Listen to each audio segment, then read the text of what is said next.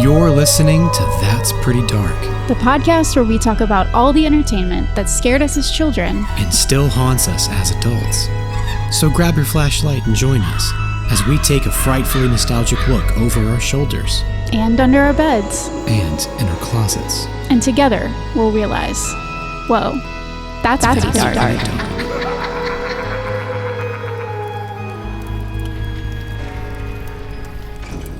Did you know that T-Rex arms were approximately the size of human arms? They were stronger though. They were stronger. Well, were they stronger? Were they like gorilla arms? That's weird to picture, but maybe. I mean, I don't know that the muscle mass was like, you know, gorillas indicative. kind of have human arms, but they're like, you know, much stronger. Mm-hmm. It could crush you. Did you know that the largest land-based dinosaur was the Argentinosaurus? No. And they could reach up to 40 meters in length and 21 meters in height. And just to put that in perspective, the average blue whale is just 4 to 5 meters long. Oh shit! I was gonna say meters to feet. Let's do this. So you can't. Yeah, hard to do that conversion. But like ginormous dudes, Argentinosaurus. So it's like the elephant of the dinosaur realm. Mm-hmm. Wow, it's pretty big. Did you know the first dinosaur fossil was discovered in 1677? I did not know that. By Robert Plot. No. 17th century, first fossil. Impressive. They thought it belonged to a giant human. That's so funny. So they thought it was a giant. I mean, that makes sense, doesn't it? Did you know? It does. It absolutely does, yeah. And everything's in Greek, and it's like giant lizard, great big, scary lizard. Like, it's just Greek for those things. Did you know that the oviraptor, they named it oviraptor because the fossil was found, like, lying, like, with eggs, like a nest of eggs, and they named it oviraptor, which means, like, egg thief. But then later dating found, and more research and study found that it was not, like, they thought it was eating the eggs. It was actually brooding them. They were the oviraptor's eggs. Oh, so its literal name is like a horrible reputation because it was not common mistake, you know. Yeah. Did I steal this kid? Is it my kid? You know, did I eat it? Is that what raptor means? Thief? Yeah.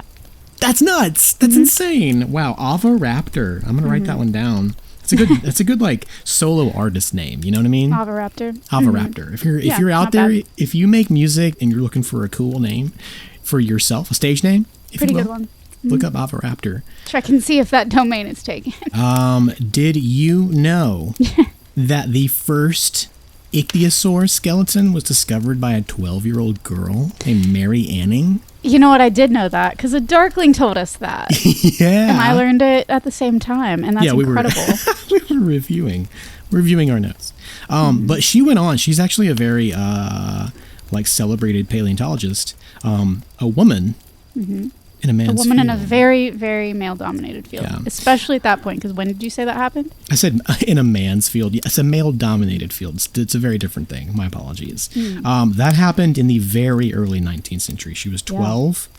So it would have been like 1811 because she was born in like 1799. And they took her seriously. I don't know if they did at the time, but eventually they did.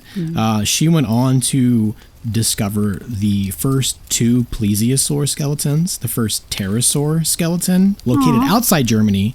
So apparently there was one in Germany that she didn't get to first. Okay. I mean, okay. Sure. You can't ask her to do everything. She can't do it all. We usually do ask women to do everything. That's true. But, you know, I'm glad they gave her a break. And various other fish fossils. Oh, wait a minute. Her observations played a key role in the discovery that coprolites, known as bezoar stones at the time, were fossilized feces. Whoa. Which is probably very important to paleontology on the whole. Got yada yada yada, ink sacs and cephalopods and shit. Wow, she did amazing work. But bezoars are super cool. I want one. Because they have a lot of occult ties. They're supposed to be like, no shit. Yeah, they're supposed to be magical. Did you know that the first fossil discovered in North America was a hadrosaur? No. Like the same family of the dinosaurs. Ducky was in the hadrosaur family of the Parasaurolophus. The same family of the Parasaurolophus. I just had to say it correctly. I had to say it again. I had to redeem myself. Just had to get it out there. I was very pleased. I didn't even have to read it. Honestly, it's easier if you're not reading it. You know? Yeah, it is. It absolutely is. What's the There's too many species of the consonants. I stand by that. Parasaurolophus? Is it like a Hadrosaur. Hadrosaur. So it's a hadrosaur is a Parasaurolophus. Okay, like SAT style, a hadrosaur to a Parasaurolophus is a sauropod to an Apatosaurus. Like what's the Tyrannosaurus Rex, Apatosaurus Ajax? Like what's that? Parasaurolophus. I think it's a I don't know. Yeah, stumped you. You stumped me before we've even introduced the podcast, which really checks out. Really checks out because my name is Kaylin. Defeated again. No.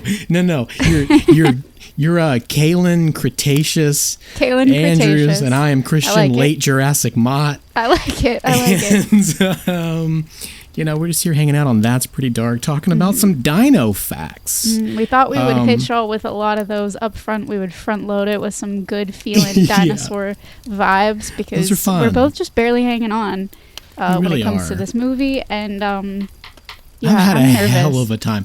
I wouldn't think it was related, but I've had like an existential crisis the past 2 weeks. It started the day we recorded part 1, and progressively got worse, which is why I began taking my anti-anxiety medication in the first place. Hell yeah, brother. And it has done wonders. I will say.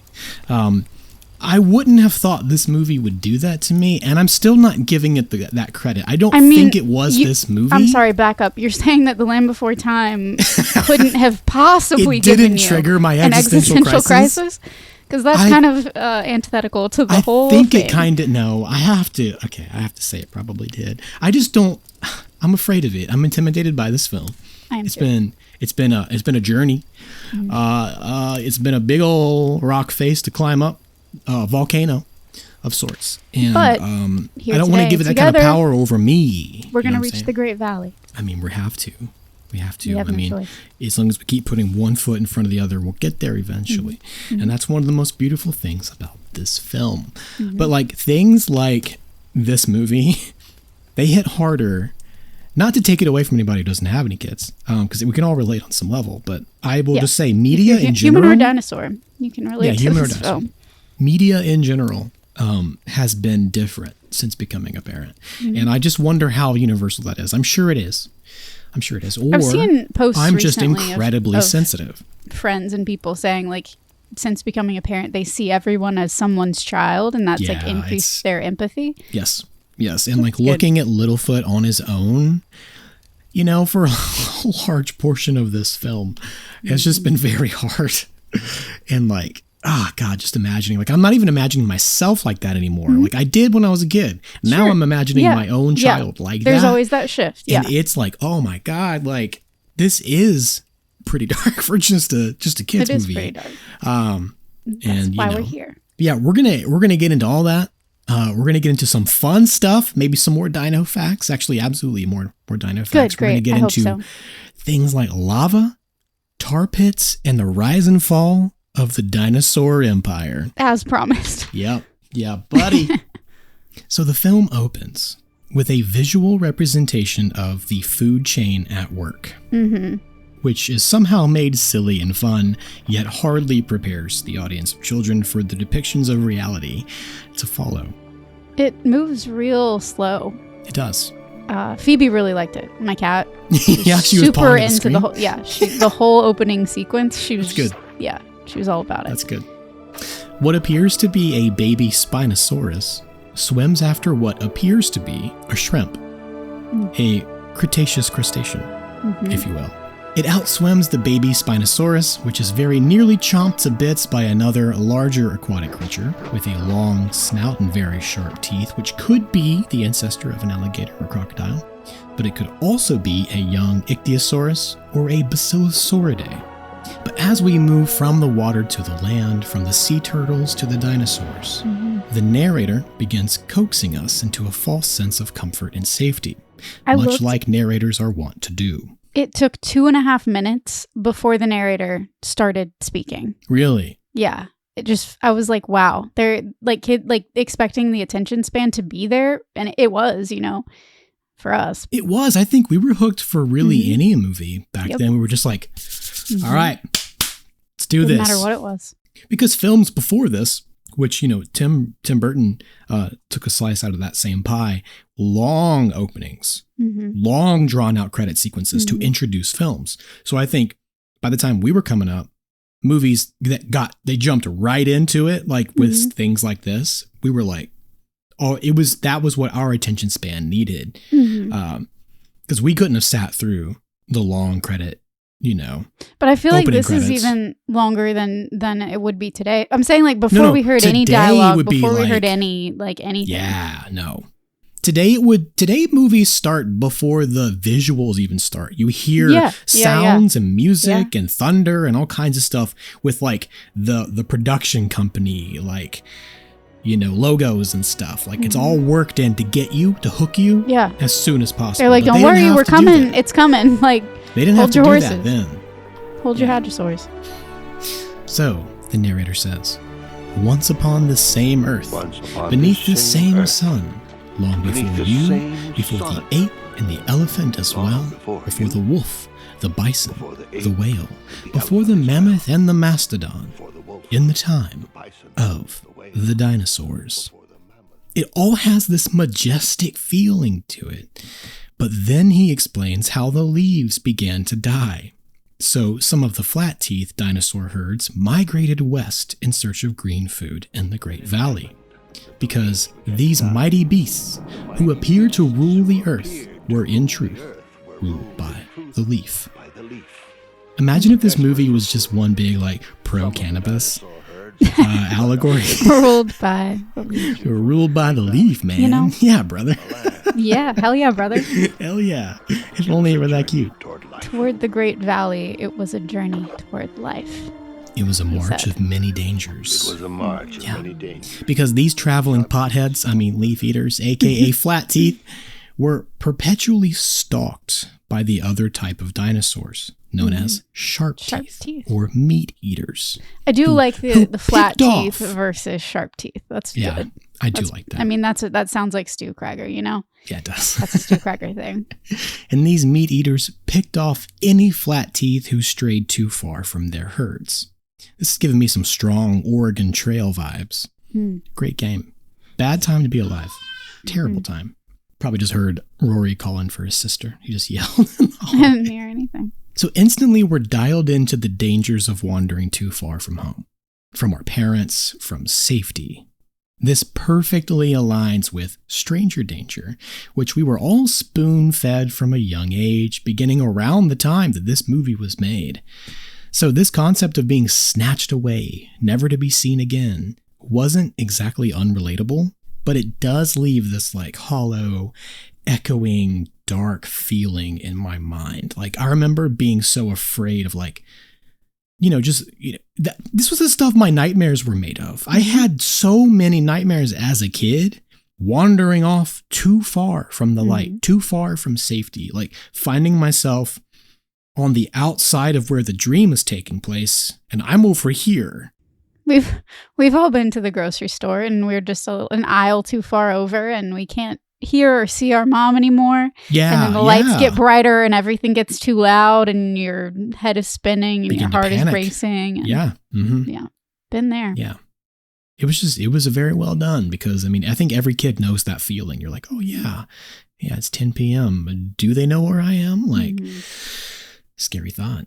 I remember, I don't know specifically where or I was too young to have a full conscious memory of it, but I remember having the thought, hearing about lost. My mom was we've talked about it on the show before. She was very proactive, which was to her credit, telling my sister and I yell fire if somebody tries to take you, never go with anybody that you don't know. Obviously, if you're lost, find another mom with kids, that sort of stuff. She was giving us that just on a constant loop from the time that we could talk or really understand her. But I do remember thinking one time, the thought in my head of am I lost? like, is this what Lost is? Just the like, I just had that like, oh my God, because I like didn't see her or whatever. And I remember one time when I was very, very little, just being like, is this Lost? Have I been kidnapped? Did it happen? What is this? Did the thing happen that she keeps talking about? Oh, Jesus. Yeah. It didn't. Spoiler alert. Did you ever hide in like fine. the center of the clothes, like circle No, of the but store? Carrie did and got in major trouble for that. Yeah. But that was always such a magical thing too. The idea that you could go have someone paged. And she talked to us about that too. She was like, if you can't find any, go to an employee. You can Tell have them them you page. can't find your mom. Yeah. Oh, you can wow. have them page me, like that kind of thing. Because she's like, I will be looking for you if you're looking for me. Mm-hmm. No, that is reassuring, but now I'm thinking of like hearing a voice over the loudspeaker calling, like, for like and a kid. If you're like lost and they're paging you, then you you have to go back, but you're in so much trouble when you do. It's like your last 10 seconds of freedom as you walk down. If anybody has any experiences like that, like tell us your story. I want to hear your stories of being lost and like your panicked guardian having to try to find you, or your own kid, like what's your story? It happened a couple times when I wild. worked at Disney World, that parents had lost children, and it was like a specific code that we would like call in, and different managers and positions knew, and you were supposed to be on the lookout for like the clothing or whatever it was. And then there was at least one time where somebody, not me personally, but somebody near me found a kid and was like trying to figure out where their parents were, and like I don't even think they spoke English. So there was like trying to get a translator, that's hard and too. It was a whole thing. Oh man. Mm-hmm. Wow. I bet Disney has like they have 1,000 really security guards, really though, good like, procedures for it. Yeah, I bet there are cameras in places you would not imagine. And now more even than when I was there. So yeah, we understand this feeling, this fear of being too far from safety and comfort from the herd. But still, our uneasy baby minds were soothed by the reassurance that the flat teeth were safe as long as they stayed together. Mm-hmm. As long as they did this, they could stop and rest and even have babies of their own. I keep hearing like Tommy in my head talking to Chucky from that Rugrats episode. Mm-hmm. Growing up isn't that bad. You could even have babies some of your own. Maybe even get married. Maybe even get married. We don't know it yet, but we witnessed the hatching of both Ducky and Sarah. As soon as I saw Ducky, I knew it was over. I was like, I can't do this. There were already tears trying to well up. I know. Ducky is already authentically carefree and playful. Yep. While Sarah is immediately butting heads with those around her. Mm-hmm. I thought the detail of showing her, like her whole bravado collapsing at the clap of thunder was a nice touch. Because she's like tough and strong and like, I'm going to fight you. But then this great big unknown thing that actually isn't a threat scares her, So it shows that she does have a soft side. Mm-hmm. Right away. Ducky and Sarah both have multiple siblings to grow up with, but as the narrator says, one herd had only a single baby. Their last hope for the future. This, of course, is Littlefoot. And before Littlefoot is hatched, his egg is almost snatched away by a sneaky sharp tooth, which serves to emotionally bind us to this poor little egg before we ever meet the baby dino inside of it. And I guess that would have been what? An oviraptor? Mm-hmm. But the thing is, it wouldn't have, because the oviraptors maybe didn't even do that. They didn't even steal the eggs. They were just having babies of their own. But it probably was named that, because that's what they thought. Oviraptors getting a bad rap. Yeah. Can you imagine your entire identity being based on a crime that you didn't commit?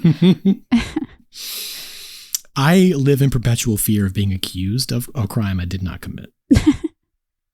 Hey, I got too much to worry about. That's not necessarily crimes that I did commit. That's but one of the things. Yeah. God. That's one of them. So now we can't help but empathize with this kid and his mother, who very quickly saved him from the clutches of a predator.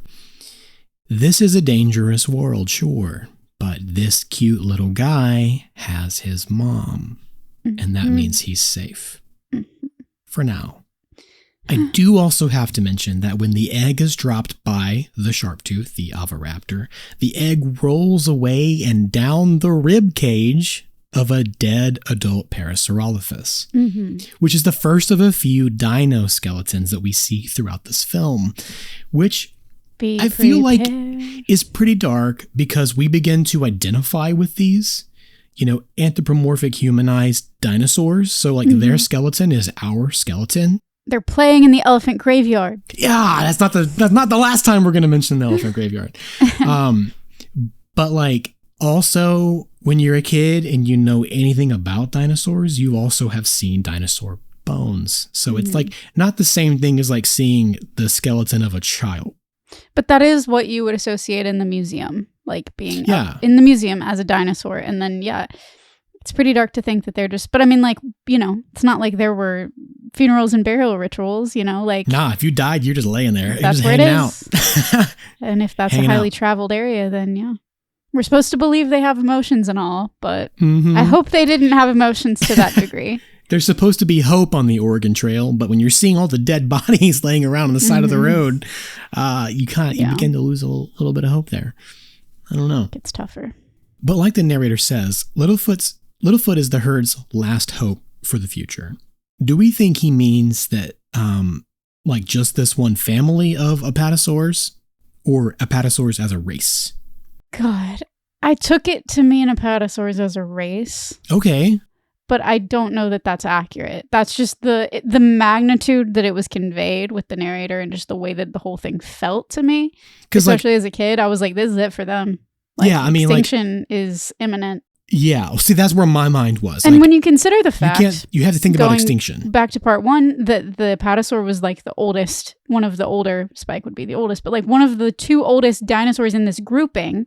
And they didn't actually, it was a whole different, mark of time. But like, when you consider the fact that they were the oldest dinosaurs, and maybe they're trying to work that in, like, maybe it's not inconceivable that it's like, these are the last ones. Like, they're drying up. The well's drying up. He's the last hope of the future, but he can't procreate by himself. Like, he would have had to meet another sauropod. Sauropod. Yeah.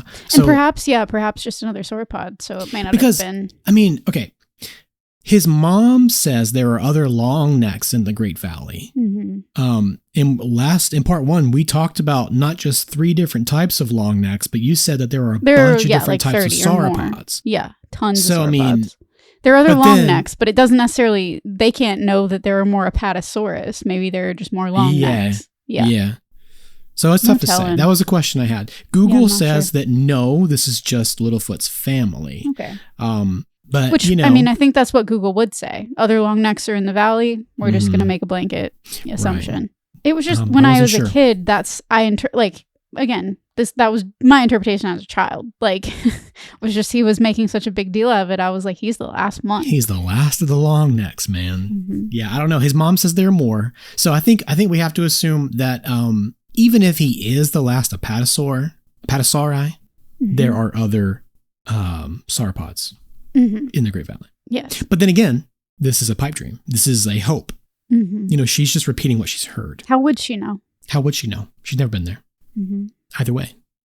Now we don't just have that immediate fear of predators waiting out there in the darkness, but we also have the overarching existential dread of our entire family dying with no one left to carry on our name.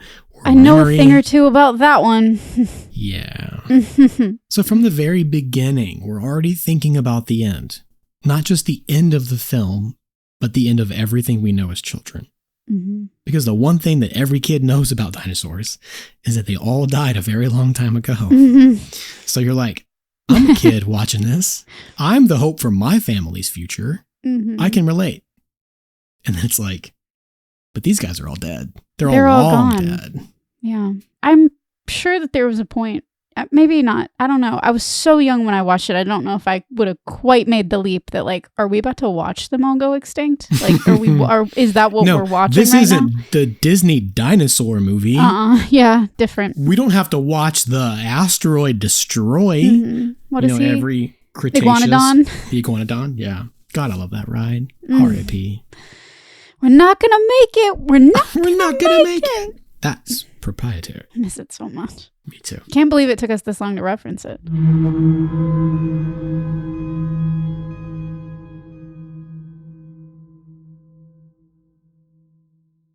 So all the flat teeth are migrating and hoping for a better future. And they apparently do this over some time, because once we meet these hatchlings again, they've grown into juveniles. In general, I would think it wouldn't take an apatosaurus that long to migrate across North America, which is roughly 2,500 to 3,000 miles long in the U.S. from coast to coast. In 2023, Jenny Hoffman ran from San Francisco to New York in 47 days. Wow. This was roughly 3,032 miles. In 2016, Pete Kostelnick both ran and walked from San Francisco to New York City in 42 days. Wow. And that was roughly 3,067 miles. And then back in 1972, John Lees walked that same route in only 53 days. So the average human could walk this same distance in about 4 to 8 months. That's roughly 15 to 20 miles a day. Those still sound like some pretty above average humans. That's above average, but the average human... For somebody to be attempting that, I feel like they're pretty athletic. You're dedicated. Right. You've been training for this. Right. But the average human, 4 to 8 months. That's roughly 15 to 20 miles a day. A leisurely pace of 5 to 10 miles a day would only take about a year. Okay. But one apatosaurus step is like 100 human steps. So it's like, there's no comparison. Doing that math. I don't know. It just seems like some larger dinos could probably make this journey in a matter of days, if not weeks. I imagine it would take longer if they had kids in tow, but like this could feasibly take place within just a couple years. Yeah. But since it probably could have been traveled in a shorter time frame, maybe some dinos have ventured back from the Great Valley to tell about it, to tell tales about the Great Valley. But once you're in the Great Valley, the whole point is like food's scarce, food's drying up. Yes, but if you just traveled there very quickly, you might travel back to tell others about the hope that there is, you know. I love how seriously we're taking this. Like, I'm just saying. There would be some like altruistic dinosaur, and they'll be like, no, they need to know about it. We got to make sure that everybody's aware. That's exactly my point. If that's true, within this animated universe, that would be proof that there is altruism in this time of the dinosaurs, which is something we are sorely lacking in the age of man of this universe. Yeah. We sure are. Honestly, the Great Valley, it would be owned. It would be like yeah, it would be dominated, bought up and owned, conquered, and then it would be like sold to us in like pieces and fragments. Yeah, definitely. I mean, yeah, that's how that works. That's how it worked today. Green food, scarcity. Yeah, jack up the price. Price gouge them leaves. Something that just happens naturally. I own it. You can't have it. You can't have any. What makes you think you have a right to the thing that's grown on the land that you were born on and inherit and inhabit? So Littlefoot's mother tells him that they must walk as far as they can each day so that they can reach the Great Valley. Littlefoot is hungry and foraging on his way, eating twigs, and his mother sees something that she apparently hasn't seen in some time. A tree star. Up there. And I'm going to be honest with all of you. A tree star. I would eat that tree star. We all would. I don't think that's debated. I don't want it as much as I want like the animated pizza from like All Dogs or TMNT. No, I've always wanted it. Mm-hmm. And it is possible that we could eat this exact type of tree star. Maybe. Because it most resembles the leaf of the American sweet gum, which is edible, but it has a bitter, kind of minty flavor. I'll still eat it. Yeah, I want to give it a try. Try and stop me. Fun fact about the American sweet gum. Its leaves and fruits contain shikimic acid, which is one of the key ingredients in flu medications, such as Tamiflu. So it was a natural medicinal. It was medicinal, beneficial. It was medicinal. Just chasing that leaf. Medicinal, herbal, edible things from the earth. The earth. And then them talking about like his mom was telling him like the land is changing and that's why there's nothing to eat. We have to go in search of the green food and the Right. And she says the Great Valley is filled with green food like this, more than you could ever eat, more than you could ever smoke. Land of milk and honey. And more fresh, cool water than you could ever drink. It is a wonderful, beautiful place where we can live happily with many more of our own kind. And he says, when will we get there? And she says, the bright circle must pass over us many times, and we must follow it each day to where it touches the ground. I do love that, the bright circle. Yeah, I do too. I really like it, and it's very Sue Cracker, and I am a big fan of it, and growing up with it, I have the nostalgia around the language and like the vocabulary and linguistics of the dinosaurs, but I also, looking at it now, I'm kind of like, is this just like a really bad, like Americanized, westernized, like Native American sort of parody? No. I go more the route of, Don Bluth was, what was he? He was a Mormon? I don't remember. I don't think he was Mormon, but I could be wrong. I remember we talked about it at one point. We did talk about it. Whoa, he was LDS. Thank you. Totally forgot. Good call. So this reminded me of the Old Testament, talking about the greater light and the lesser light being the sun and the moon. Okay. A lot of sun and moon. So you went biblical with it. Imagery. I was they're biblical. Just appropriating Native American culture. No, I went biblical with it. Because it was, the bright circle. They don't talk about the less bright circle, but the dim circle. They are talking about the sun. So I don't know. I don't know if it was appropriation, but it just seemed like something.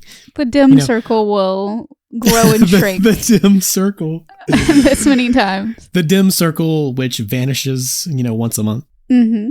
The bright circle. And it will grow. Which vanishes once a year. Yeah. But just like a kid, Littlefoot continues asking those hard questions. Have you ever seen the Great Valley? No? Well, how do you know it's really there? Some things you see with your eyes. Others you see with your heart. I don't understand, Mother. You will, my son. You will. You will, my son.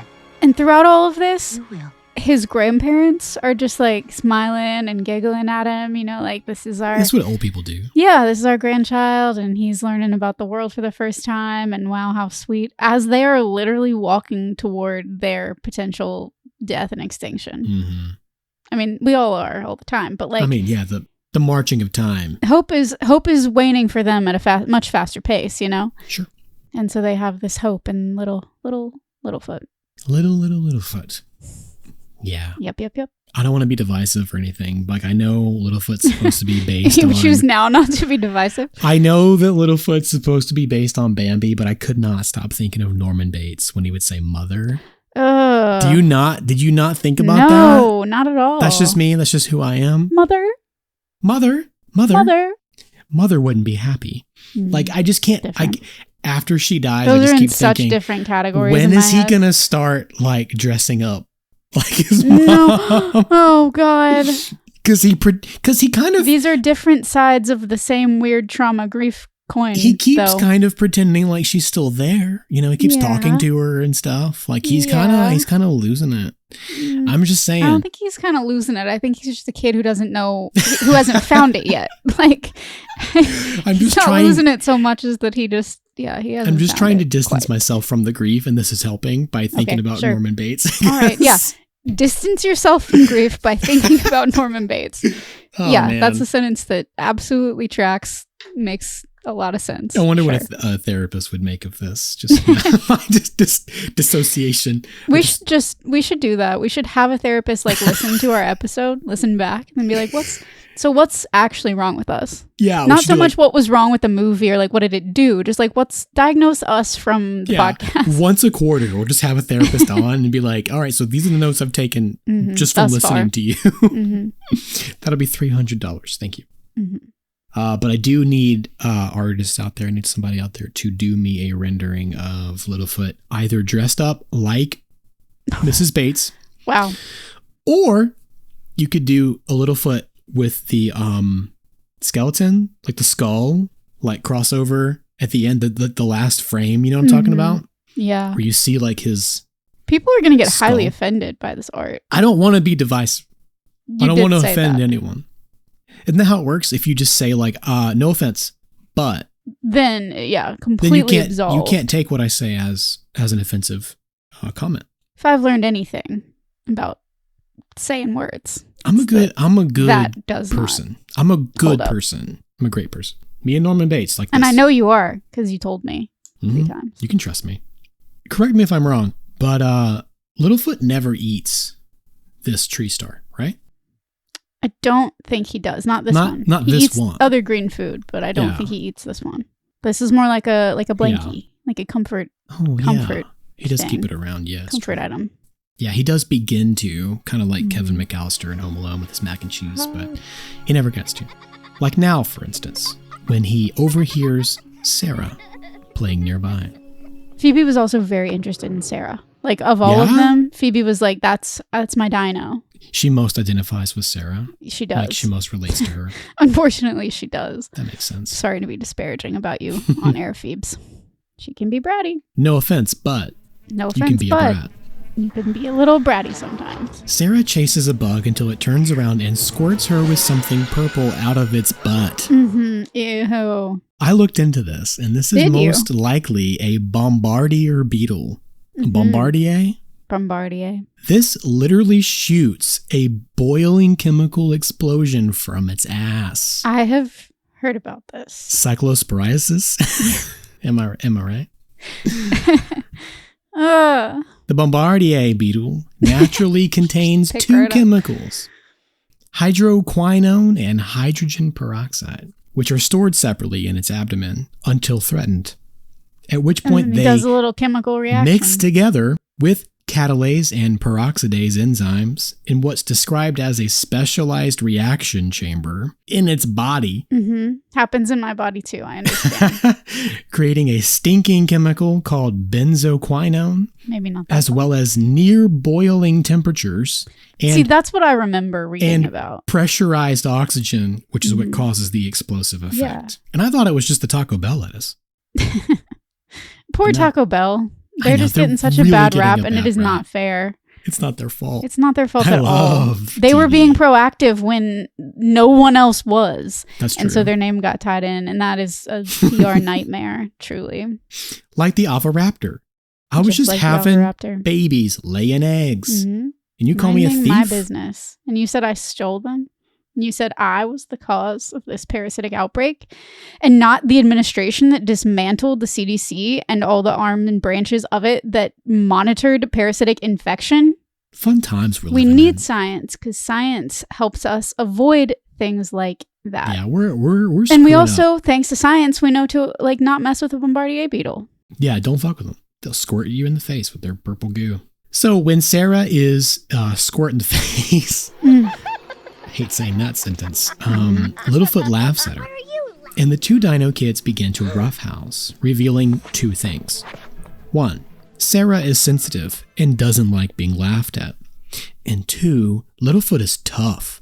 He doesn't have horns. He's not very big, but still, he's willing to go head to head with a triceratops regardless. But here's where we get our first taste of the racism in this film. Less than 12 minutes in. Because three-horns never play with long necks. Yeah, Sarah's father steps in to presumably stop the fight, but it's really to stop their play. And Sarah repeats that after him with pride. She's a real Draco Malfoy. She is a real Draco Malfoy. But not the fun Draco from the Harry Potter musical. Right. Harry Potter musical. Right. Not that Draco. But Littlefoot, sweet Littlefoot, doesn't even know what a long neck is. Yeah. And he asked his mother, why he couldn't play. What's a long neck? Long neck. What's a long neck? Why they can't play together. He wants to know why. And she says, well, we all keep to our own kind. Why? Because we're different. It's always been that way. It's always been that way. Still not a good enough reason to me. No, it's not. But also, what do you say? I mean, that's and then a tough she's like, thing to talk don't about. worry so much. There will be plenty of long necks to play with in the Great Valley. She does say that. But that's also what you might tell your kid if you were like a minority and you were just like, look, don't worry about it.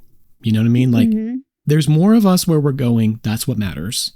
Don't worry about them because they're going to hate you no matter what. Yeah. You know, that's a tough conversation to have. We don't know about that because we're white. And we would have don't no have idea. to talk about that kind of thing. You know, we haven't had to have those conversations. No. But I can imagine that how would be horrific. a very... I mean, I've known parents of children who are not white and having to have that conversation about like your sibling is going to be treated differently. You need to be looking out for that, like that kind of stuff. And it's, how do you explain that to a kid who doesn't have any concept of why that would be the case? Even if you did explain it, like they wouldn't get it. You know what I mean? Like, so it's like, what do you say? Like, what do you even say? So I don't tough. know. It's very, very tough. And so stupid that it is even like a thought. Yeah, the fact that you have to have that conversation in the first place is just... But I'm not saying it doesn't happen, and I'm not denying it because it absolutely does. And it's insane that in 2026, rest in peace, Nolan Wells.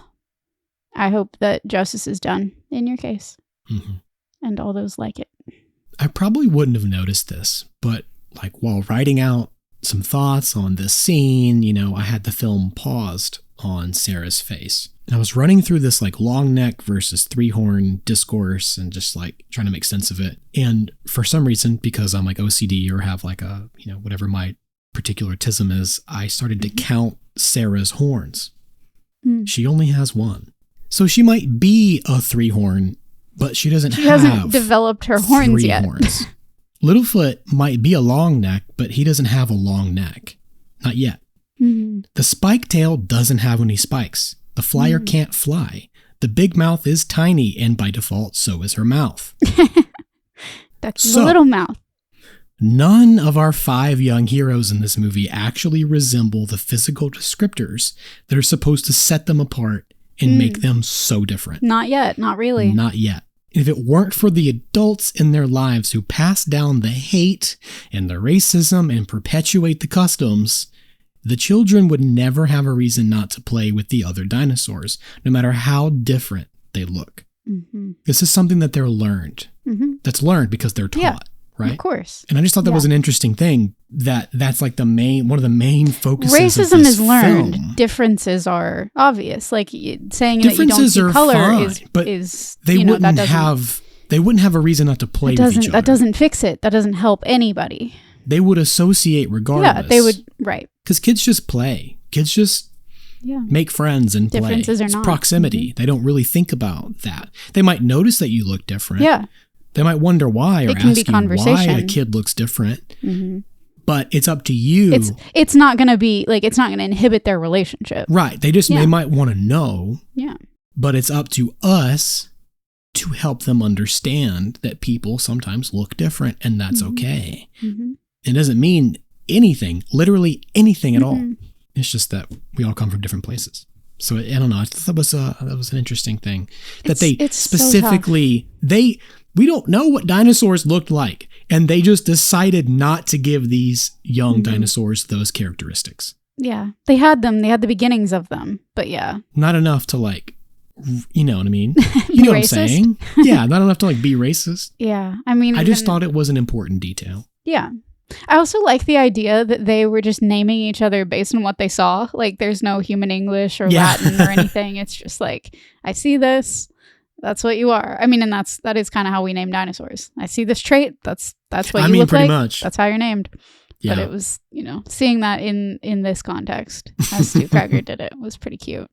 Thunder lizard. Because it's not like there's mirrors to look into. The long necks didn't, they could look at each other, but how do you know you're the same thing, Yeah, I had a tough time trying to figure out what to call that. 3 horns, long necks, like spike tails. Like what? It's not a moniker. What are these words? A moniker is like an individual nickname. But it's like a whole cultural moniker, whatever that is, whatever that word is. I tried to find it. I couldn't find it. Damn. Yeah, that's tough. But these 2 families, the long necks and the 3 horns, they must be traveling alongside each other. Yet far enough apart that they wouldn't have crossed paths if it weren't for these 2 rambunctious young rascals. And all of them looking for food. All of them. All of them have the same goal. They're all heading in the same direction. They have the same problem but and they're the same traveling goal. Separately because they don't associate for God knows what reason. And if they did, we probably could have avoided a lot of grief. A lot of loss and heartache. But that night, Littlefoot follows a frog to a pond where he runs into Sarah again. That's my hopper. Excuse me. He follows her frog to her pond. Yeah, get it right. Where they wind up playing. and having a good time together. They're popping pond bubbles and they're straying a little too far from the safety of their parents. And along came a sharp tooth. The shadow, the shaking. And honestly, this dude's pretty scary. He is.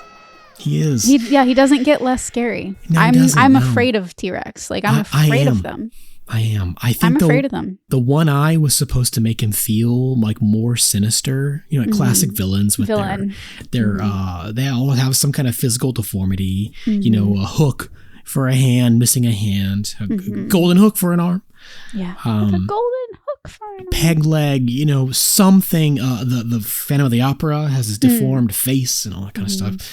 This guy doesn't need it. T-Rex doesn't need He's scary that enough. shit. He's scary. All right, he's got big teeth, big sharp teeth. Size of a banana. Did you know that? The teeth? Fuck. With arms the size of a human. Not a human. Arms the size of a human arm. Banana for scale. That's good. Banana for scale. Yeah. That's good. And these Pretty two good. kids run away into the, what's that? The elephant graveyard from the Lion King? The elephant graveyard. No. I laugh in the face of danger. Must be the Briar Patch. But like Spielberg, though, he must have loved this scene because there are some very clear, like, parallels to Jurassic Park. And the scene where the T-Rex is going after the two young kids, you know, the boy and the girl, pushing a snout down on top of them, you know, breathing heavily. Snorting and sniffing and yeah. The biggest And difference this was longer originally and scarier and worse. I can't imagine. I know. The biggest difference here is that the T-Rex doesn't really roar in this movie. It snarls and growls like a lion or tiger, but there's no like outright mammalian roar that, you know, we're used to thanks to things like Jurassic Park, which was invented for that movie. They combined things like the lion's roar, an elephant. I have wondered, projected what did dinosaurs, we can't know what they sounded like. We can, you know, guess based on like anatomy, but Yes. These more like subdued sounds that this T-Rex makes, the sharp tooth, this is believed to be much more accurate to like real T-Rexes, like what they would have actually sounded like. The sound that they think a T-Rex actually made is so much scarier to me than like a roar. They're described as deep, resonant growls, rumbling hisses. like tick, tick, tick, tick, tick, tick. Yes, and like low frequency booms. So low that the human ear wouldn't be able to hear it. Whoa. Rather, it would be felt in the chest cavity. Gross. And in the bones. You would feel the T-Rex hunting you. Yuck. You wouldn't hear it. Yuck. I know. Yuck. But Gotta hate that. if you could hear it, it would probably sound a little something like this. It's like the villainous version of the whale sounds that I love. It's like if a villain was a whale. So if a whale was a villain. Yeah, it's like if a wistful whale sound wanted you dead. It's so, but like the knocking sounds and the like. Because you can feel like their vocal but like cords. Not on your phone though. Like if you had like headphones on, the bass that rumbles with it is like. I mean, we've talked about on the show before different like tones, different sounds being very, very, very unsettling to human beings. That has to be one of the like just way, way ancient back just. Because like the big distinction is that the T-Rex roar, it's obviously a very open-mouthed lion roar. But they're saying what they think actually is that it projected vocally with its mouth closed. So it was more of like a guttural feeling. Like a hum. Like a yes. Yeah. More, they say that like the elephant sort of like groaning sounds that elephants make is like pretty close. Which they did use in the Jurassic Park like sound effects. Okay. So it is the elephant graveyard. Yes. So I don't know. That would be one of the scariest things you could possibly hear, I think. Oh, yeah, for sure. Aside from like the lion, like growl, like that sound from like Jumanji that it makes in the shadows. Yeah, I mean, scary, that, like, but I'm more scared of a T-Rex. Yeah, definitely. If I had to go up against one or the other. Yeah. But You know, the T-Rex, would it chase you? You're pretty small. Lion or the Rex? The man or I the don't bear? know. The man or the bear? Always the bear. Every time.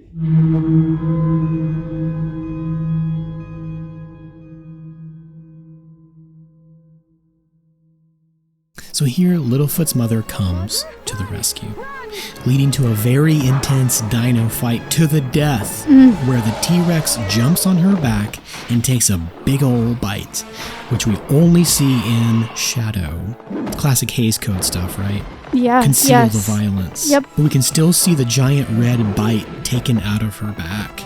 But also, she's a badass. She is. She's just like, this Apatosaurus is gonna, and like we talked about in part 1, this fight never would have happened because a T-Rex is too smart to take on an Apatosaur. Right. A T-Rex would never have taken down an Apatosaur. The T-Rex, I don't know, one of them should have been bigger or smaller than they were. I think the Apatosaurus is much bigger than that T-Rex. I don't know, though. I don't know either. Because there are also scenes where like Littlefoot's much bigger than Sarah, and other times they're the same size. The tail, the tail would have been able to like decapitate a T-Rex, is what that research said. Like, yeah. And her tail, I mean, badass. This mama is coming in there. She is not playing. She's like a prize take care of it. Prize fighting boxer going up against like a sumo wrestler. Like you just, there's no comparison. Sumo wrestler just lays down on top of you and you're done. Slaps you in the face. Yep. You're out. And that's the Apatosaurus. Yeah, just her tail being that massive. Yeah, I don't know. Stuff doesn't come back from that. No. Yeah, definitely. Like and I didn't remember how you. it happened. You know, like I knew it was coming. I knew it was going to hurt. Like I knew all of those things.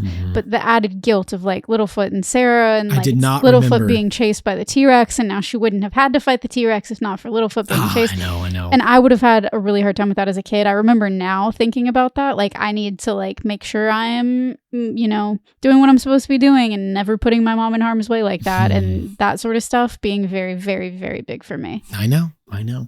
I did not remember that it was a T-Rex. Either way, it wasn't Littlefoot's fault. But I mean, you know, ultimately, no. But as a kid, you know, I always thought too. The incorrect circle of life. The paleontologically incorrect circle of life. Nice. Yeah. I always thought that like their earth rumbling, rock crumbling battle is what caused the earthquake. Because it happens like right after. Were we supposed to assume that? I don't know. It does happen right after, and they are gigantic animals, so.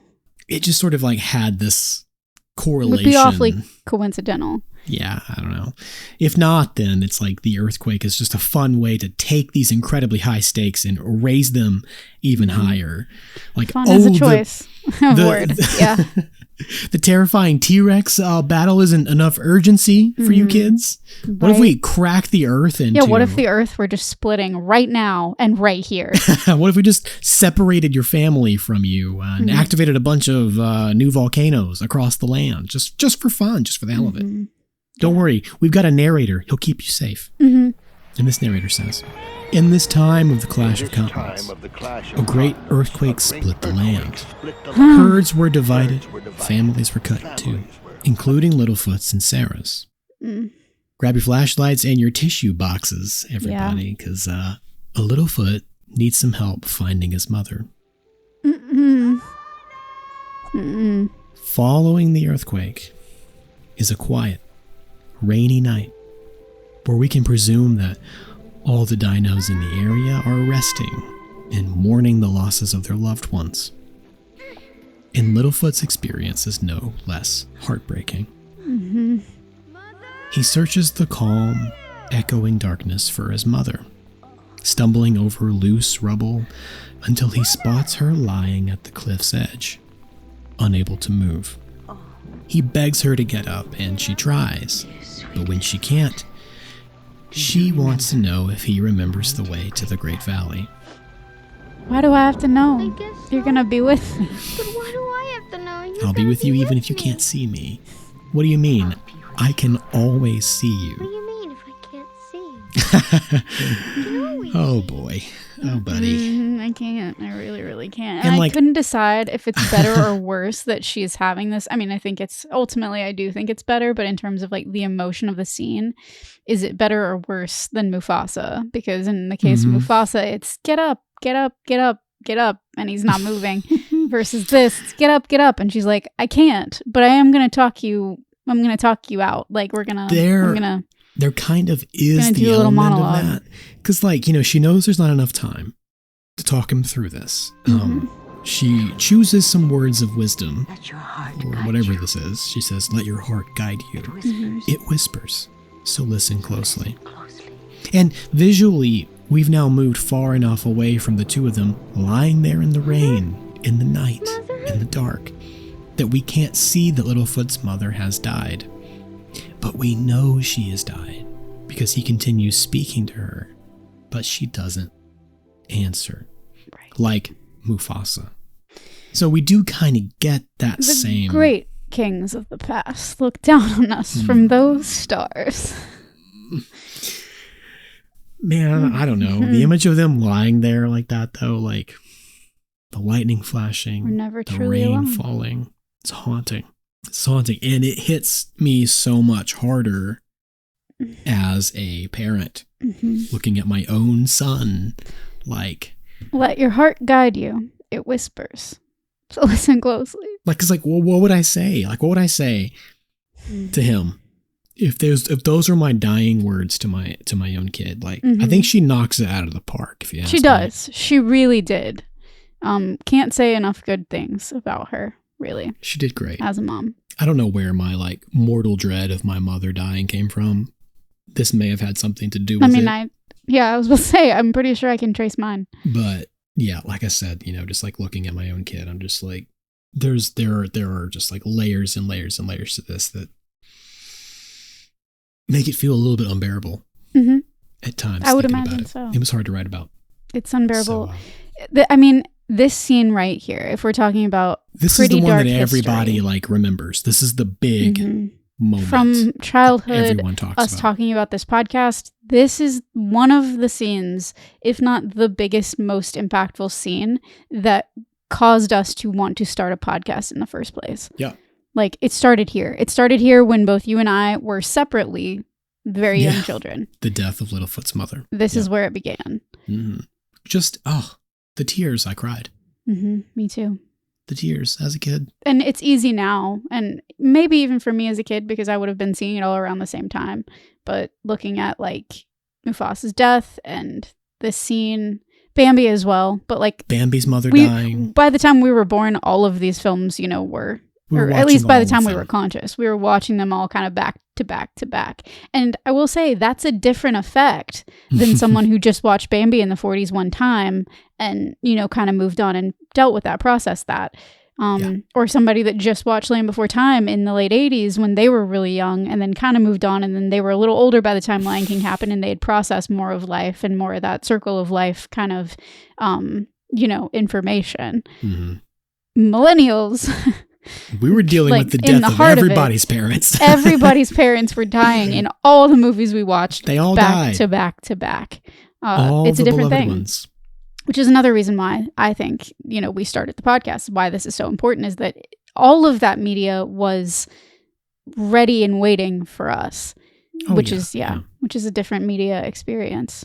I'll say. I never thought And about it like that. Yeah. It compounds like one on top of the other.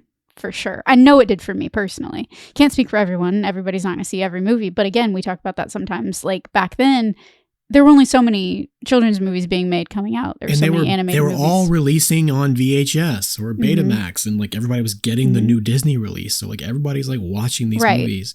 It was a completely different experience. And yeah, not only did we have them all like at our fingertips in the way that you could have something at your fingertips in the 90s, different compared to today, but everybody had them. You would watch like The Lion King, and in the previews it'd be like, now on VHS, Bambi, and it would be like, oh, and it'd be like, I gotta watch it. I gotta watch that. From the vault, Disney, yeah. And then other movies would be like, oh, The Land Before Time, now on Betamax. And it'd be like, you're getting all the like previews. So yeah, and like not only was this the first time like that a generation of young children had this many things to watch consecutively or in the same time frame, but it was also the first time that that we had the ability to watch them on demand over and over and over, rewind and watch it again. And over. So again, that's compounding the trauma. That's a different like thing. It's a different thing entirely. Yeah.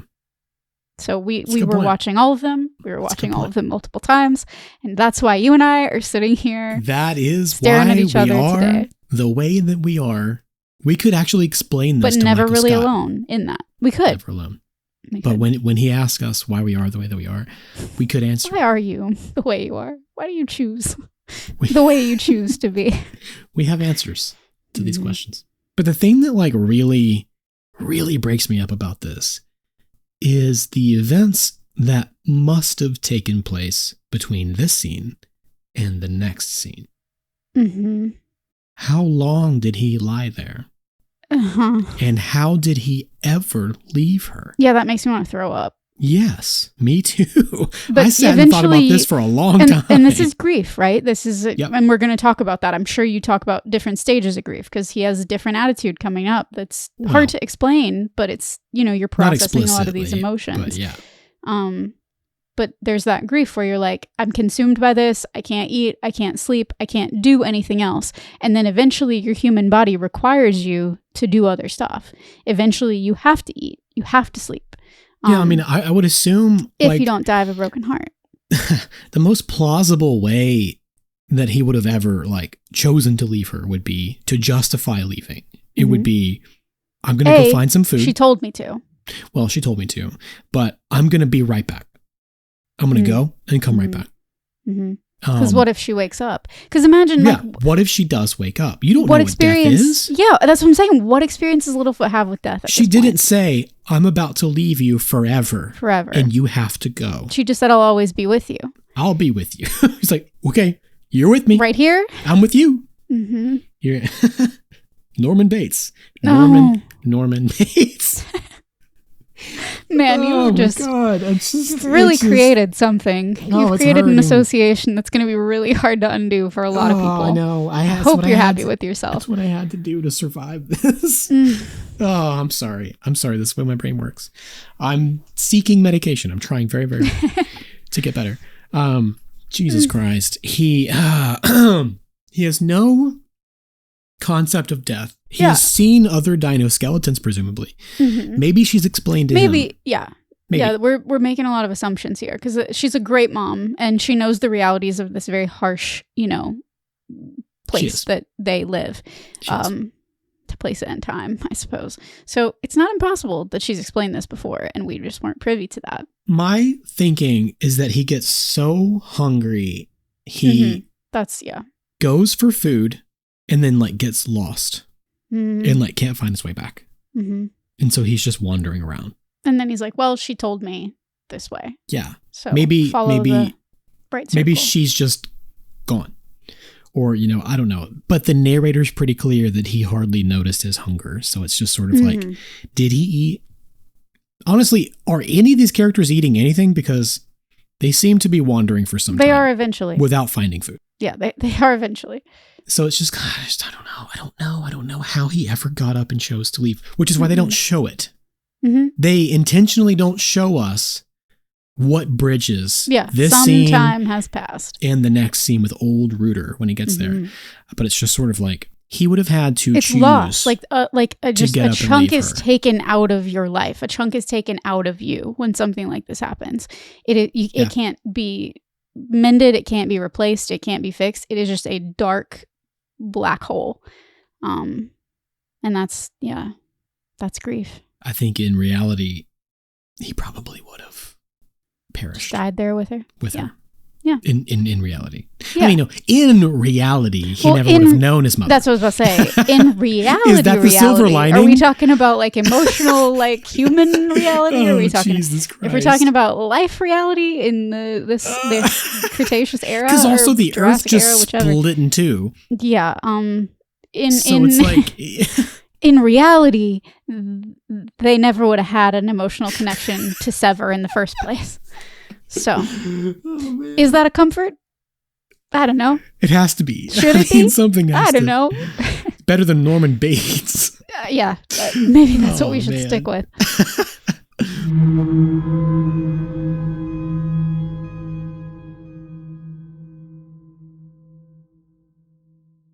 So like I said, not spiraling existentially, not having a difficult time at all. I definitely did not go into my bathroom a day after recording last episode and cut all my hair off. Oh.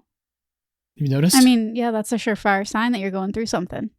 Yeah, just like no planning, nothing. Just went in there and just started just hacking away. Mm-hmm. It looks good. I'm not gonna lie. I feel pretty good about it. So feeling better. Got rid of all that hair. I just needed a break from hair real fast. Mm-hmm. Also, I saw that. you see my t-shirt? I see. That's as That's far as I pretty should cool. go. You don't need to see my belly hair. But I ordered some new fun nostalgia nerd t-shirts. Nice. And this is one of them. I had to go my We Spielberg route with it. reach for the dopamine wherever That's it. exists. So we took a break a minute ago. Obviously, we're coming back to the land Sure did. before time. But while on said break, I was sitting in the chair. Christian was putting his child to bed, Yes. and I was looking down at my phone, and we just left the Zoom running because it's complicated. But anyway, the Zoom was still running, and I looked up at his camera and saw very clearly the door of his office move, like a twitch, like an opening of the door. And he's talked to me about ghosts in this house before. And I could not see whether a human person, perhaps a child-sized one, had done anything. But I was like, all I know is that from my angle, I saw the door move. And so I texted him and I was like, I just saw this happen. And I waved to Mason, because if anybody has to go through any of the just silent dead footage of us, taking a break, I was like, I flagged the camera and I said something out loud. So I was like, somebody can go back and scrub and look and see, an observation. And then Christian was like, no, that was probably me. It probably was. Hate to burst the ghosty bubble. I did open my door at some point. I don't know when exactly I did. But I didn't see the door open all the way is the thing. Yeah. I just saw the movement of the door back and I don't know. forth. So it's kind of weird. I don't know what was seen. I wasn't looking. Can't look back until the night's over. You mentioned perhaps child-sized. I don't know. It would either be child-sized or it would be a grown woman-sized, Mm-hmm. if it were a spirit. Right. Or something pretending to be both.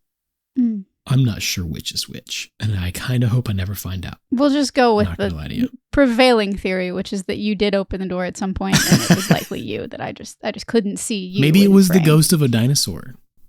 A dino A ghost. dino ghost. That'd Probably. be it. I was trying to think of which one we've disparaged the most. Probably the T-Rex. Stop talking about my God. arms. Yeah. Sharp You Tooth is like, think this quit is it. silly? He's just slapping you around. You think those are funny? Yeah, is this funny to you? No, Slapping the could your arms do this and the door opens? It's like, yeah, man, that's what we were saying. yeah, that's pretty That's good. exactly what we were saying, bro. Oh man, yeah, we make jokes. We make jokes because we have to get back with Littlefoot, reeling from the death of his mother. Yeah. Speaking of ghosts, Yeah, cover the most harrowing Speaking scene of in all of our spirits. podcast history, and just got to talk pick back about up and spirits go coming with it. on back and talking to you and doing shit, Mhm. guiding you. Guiding you. Whenever Littlefoot does manage to eventually leave his mother, his dead mother's corpse, the giant Apatosaurus, dead body, the carcass of an animal that's still How many lying more there. ways do you need to say it? I'm just His mother's curious. cadaver. Thanks. Yeah, he eventually What's going on here? stumbles into old Rooter, and What'd we you learn find? that You're not- Littlefoot is angry Fair. at his mother for dying. He's For crying. going He's up blaming against her. a T-Rex. Yeah, she knew that was a sharp tooth. Yeah. She should have known better. God. This makes a lot of Stages of grief. sense. Yes. Anger feels so much better than sorrow. Mhm. And it's much easier than blaming yourself for her death, even if you did kind of cause it. I Or think I kind of always skip this step. Lead to I don't know the what that says events about that me. led to her demise Yeah. because she was protecting you from the creature that you Yeah. knew was out there. And I, as a kid and now, I fully skip the anger step in grief most of the time. I'm not saying it hasn't happened to me. I don't know how unhealthy that makes me, but I immediately jump to that part. It's my fault. I'm blaming myself. I usually get angry at myself. Like I wouldn't blame her. I would definitely be just royally pissed at myself. The self-loathing. Yeah, no, I'm with you there. You there. It wouldn't be anger at her. It wouldn't be directed toward, Reuter says, it isn't anybody's fault. He says, the great circle of life has begun. But you see, not all of us arrive together at the end. And Littlefoot will always miss her, but she'll always be with him as long as he remembers the things that she taught him. In a way, you'll never be apart, for you are still part of each other. I wrote down every single one of these lines, and then the next thing I wrote was, my tummy hurts. I don't even say tummy. I don't like the word. And the tummy pains go away in time as well. And those are some fine words of encouragement and all, but then Reuter just walks away, leaving this helpless child to fend for himself in the middle of a climate crisis. Earthquakes, volcanoes, scarcity, famine, like nothing. He just says, well, good luck with your grief. Much like matriarch of a sauropod would have done in the first place. Best of luck in life and all that. Thus begins the depressing grief montage, where Littlefoot mostly just lies around and refuses to eat, even when one of the little pterosaur dudes offers him some food. Phoebe liked these tiny terries too. She was into they make the a tiny fun terry. sound. Yeah, the tiny terries. She literally was asleep next to me. She heard that sound. She was like, "Wait a second, that Wait a sounds interesting." I know the ancestor of a bird when I hear it. Yeah. All right, I want to eat that. Let me have it. They made a very. It's like a. I don't know if it comes from this movie, but that sound. I know that sound very well. They make their little like cooing, chirping sound they make. I mean, that would have made its way into your brain pretty early on. So yeah, it would have been. I think I remember that from then. Yeah. At one point, Littlefoot wanders around aimlessly until he finds a long neck footprint, which might be his mother's, but probably isn't. And a stray tree star falls from the sky and lands in the footprint. The magical water droplets pool at the center as Littlefoot hears his mother's voice reminding him of the way to the Great Valley. Look hard. Remember the way to the Great Valley. She says, I'll be in your heart, Littlefoot. Let your heart guide you. What is that? Let your heart be your guide. Heart guide you. What is that? Conscience be let your your conscience be your guide. Oh, man, see? Always let your conscience be your guide. Jiminy Cricket. Let your conscience be your guide. Moving onward, Littlefoot sees his large shadow cast against a rock, and he thinks it's his mother. This kid is living so deeply within his own grief, he's practically hallucinating, and he begins licking the rock, hoping it really is her. I mean, this is this arguably this would be denial, I think. Yes. But this is arguably as heartbreaking as her actual death.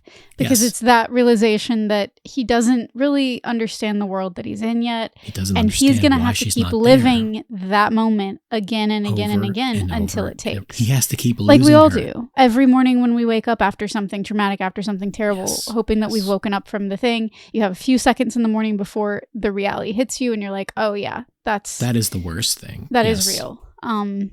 Yeah, Yep. and that's exactly what's happening to him. And this messed me up pretty bad also, because that split second of hope feels so much worse when it crashes down a second and third and fourth time. You know, it gets exponentially worse. Yep.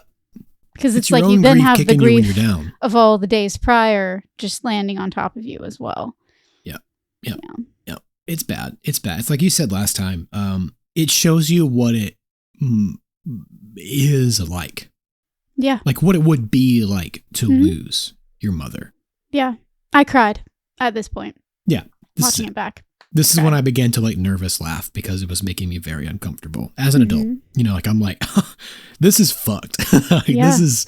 And okay, yeah, this is too Spielberg, much. okay, yeah, you're right. We all deal with it. We do. And it's good, I guess, to see it and represent it in media before it happens to you. And like, yeah, okay, you're not wrong. But like, holy shit. Yeah. I mean. Ouch. I don't know like what he was trying to work through. Like maybe he should have gone to therapy instead of making this movie. We say stuff like that all the time, but when they were like in part 1 talking about like their motivations, and when at first they're all nervous laughing around the storyboards, like, maybe not, and then it turns out like no.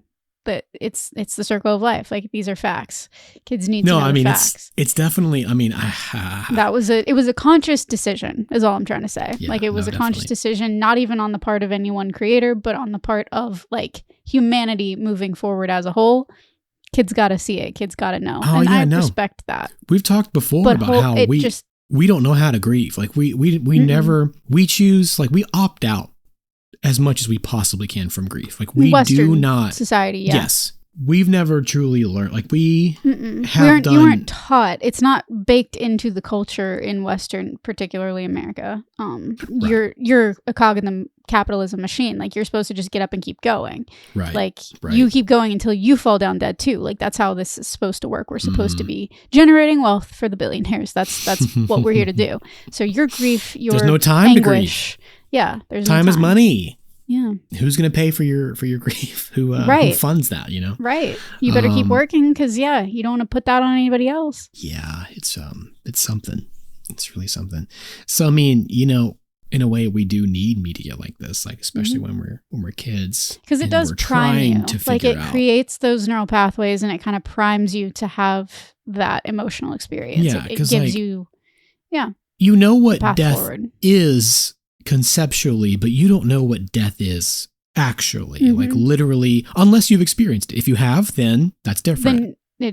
But like movies like this, media like this, that shows you another character experiencing You're never grief. really alone. It's that whole idea. It goes ahead, like exactly what you were just saying, priming you for the inevitable experience of losing someone close to you is going to happen. It's going to happen. I am certain that probably Darkling's listening, but I'm certain that there have been hundreds upon hundreds probably of kids who have been going through like therapy after a traumatic event, grief, loss of a parent, whatever thing.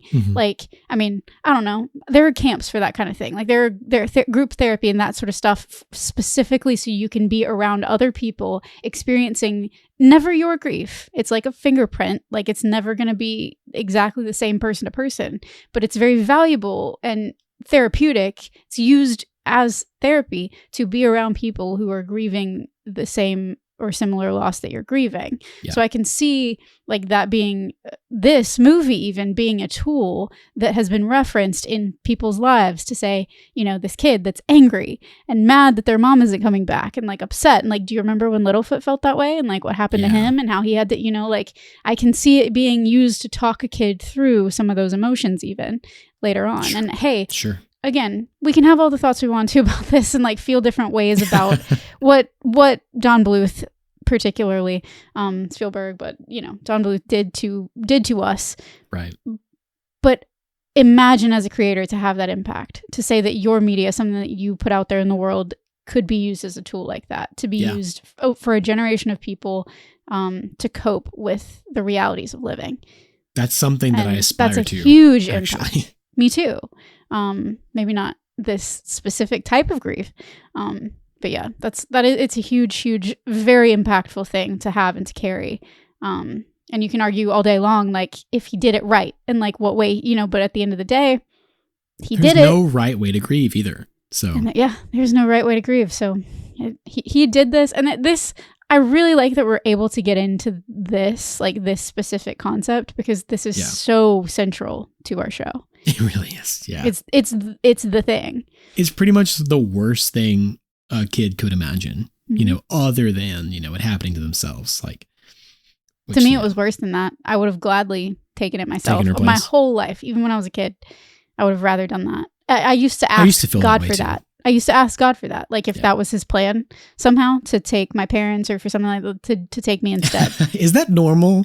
Because I did the same thing. Like, I would say probably not.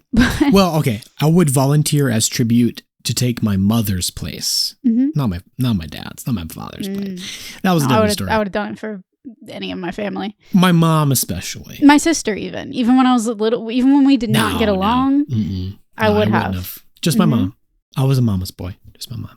But I mean, like, what is that? Like, the kids shouldn't have to feel that way about their parents. No. We should never have to, like, have those thoughts. Like, well if God gave me the choice. If God gave his only son and he was standing in, oh, God did it. Standing in this sacrificial way, I would sacrifice myself Jesus was for willing, these people that I love also. Like, it was a baked-in example for me. I'd be willing to. Yeah.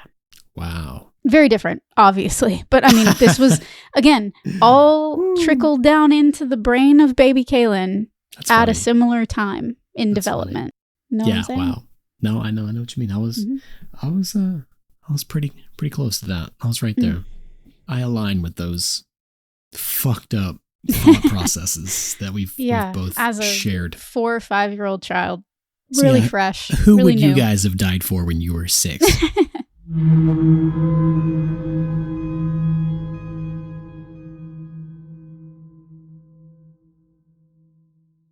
The narrator says, "Then Littlefoot knew for certain that he was alone. And that though the Great Valley was far away and the journey there was perilous, he would have to find his way. Or the chain of life would be broken." Yeah, that is too much pressure on one little foot. That's what I'm saying.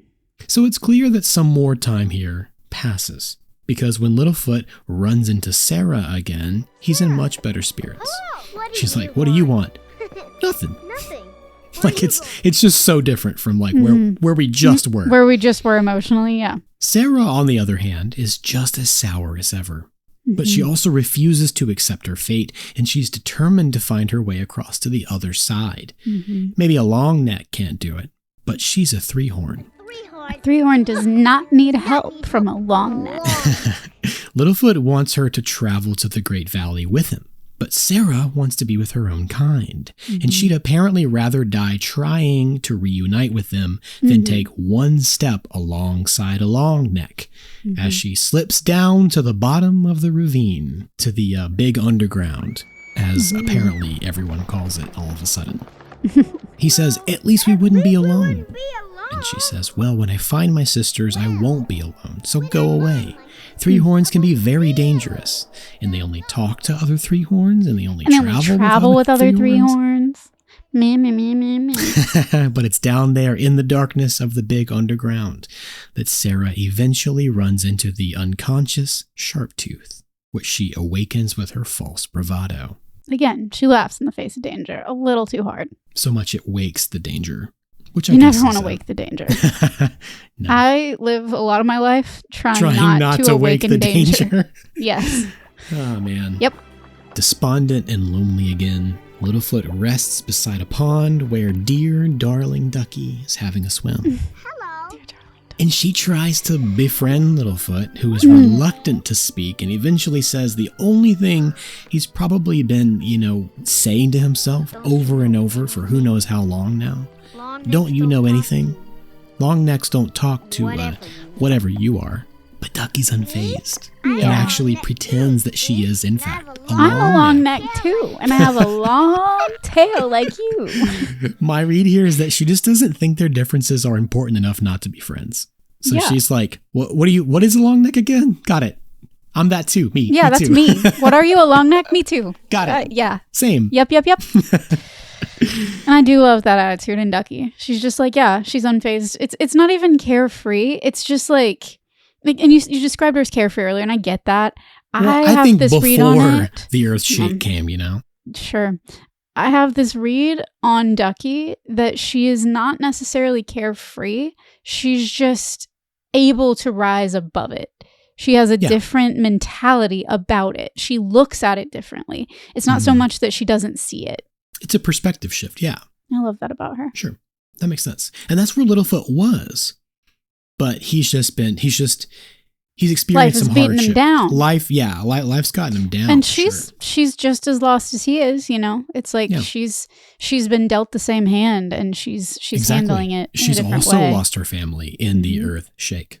And I get it on Littlefoot's part. He's been rejected by Sarah, so he has that he's kind of projecting onto Ducky, because it's the idea that I'm going to just reject you before you reject me, because I know that's what you're going to do anyway. He's been kicking himself for being stupid this whole time. Like, I thought she could, I'm just dumb. I don't know anything. I'm alone. I'm stupid. Then I love that there's a Ducky. I love that a Ducky exists to challenge that narrative. And then Ducky comes along and changes his mind. Yeah, she's like, she's challenging what he's been thinking this entire time. Yeah. Sometimes we just need a Ducky. Sometimes we just need a ducky in our life. Yeah. And it's cute because she admits it. She's like, all right, I'm not a long neck. I'm a big mouth. But I am all alone. She's like, But I am all alone. I am. I'm so alone. So yeah. I lost my family in the big earth shake. They have that in common. Her voice. They have a very similar story. But Sarah also did too. It's just she's just handling it differently. Yeah. My name's Ducky. Yep, that's what it is. Yep. Ducky introduces some lighthearted fun into Littlefoot's life, which is something he's been desperately in short supply of. She hums a little tune and they dance and laugh, and she says, don't step on a crack or you'll fall and break your back. I would have looked into this, but we've already covered this. We've covered this. We covered it in the Hey Arnold. Yes, the Hey Arnold Friday the 13th episode, that whole myth. Break your mother's back, and I guess they couldn't go there yet. They couldn't. Yeah, go there yet. Somebody wrote that, and they went, "Wait, no, not your mother's. Not your mother's back. Your mother's back was just broken. Never mind. Yeah, she's already fucking broken. Yeah, dude. But I wrote down that I guess we were wrong. Whatever. I don't remember what I said in that episode when we covered it, because clearly this goes all the way back to the prehistoric era. Oh yes, it originated with Ducky. Yes, it does. I don't know what we said, but it was wrong. Everything goes back, to the prehistory. It all goes back to Ducky. Back when Atlantis was thriving. And they had old wives' tales and, aliens. Superstitions then, too. Reptilians, all kinds of stuff. Superstitions are prehistoric. Ain't that the truth, man? And it's when their stomachs start talking that they meet their next companion. I understand. Because Littlefoot chomps down on what seems to be a talking tree. And Ducky says, you should not eat talking trees. And I agree. But it's just Petrie, the flyer who can't fly. You flied? No, you falled. No, you falled. And this isn't just an ironic detail that gives Petrie a fun character arc, but it's also something that makes the three of them similar. None of them can fly. Even though we know Petrie would have been flying. Were this real? Yeah, he'd be fine. But it's a hard thing to fly. I don't know if you know that. Just ask Hilary Duff.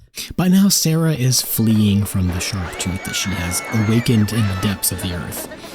Just as Littlefoot and friends get tangled up in yet another dinosaur skeleton, and they all run into each other in some kind of fog-drenched prehistoric forest of stone and sprawling tree roots, and I couldn't make heads or tails of what they were walking on, but, I didn't really ask any questions. And naturally, she pretends to have come back to warn them about the sharp tooth.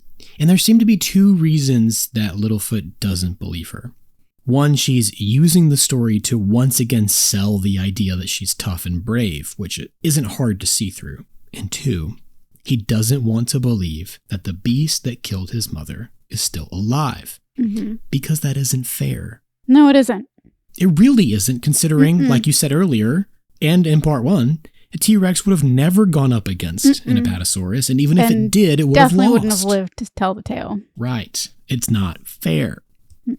Irregardless, this disagreement on the resilience of the sharp tooth is what ultimately causes the greatest rift between the group. And Sarah says, my father told me that flatheads have very small brains. So here we have yet another categorization or classification. Stereotype to differentiate between dinos. We have flatheads and dome heads, which we don't hear in the movie, but Sarah qualifies as a dome head.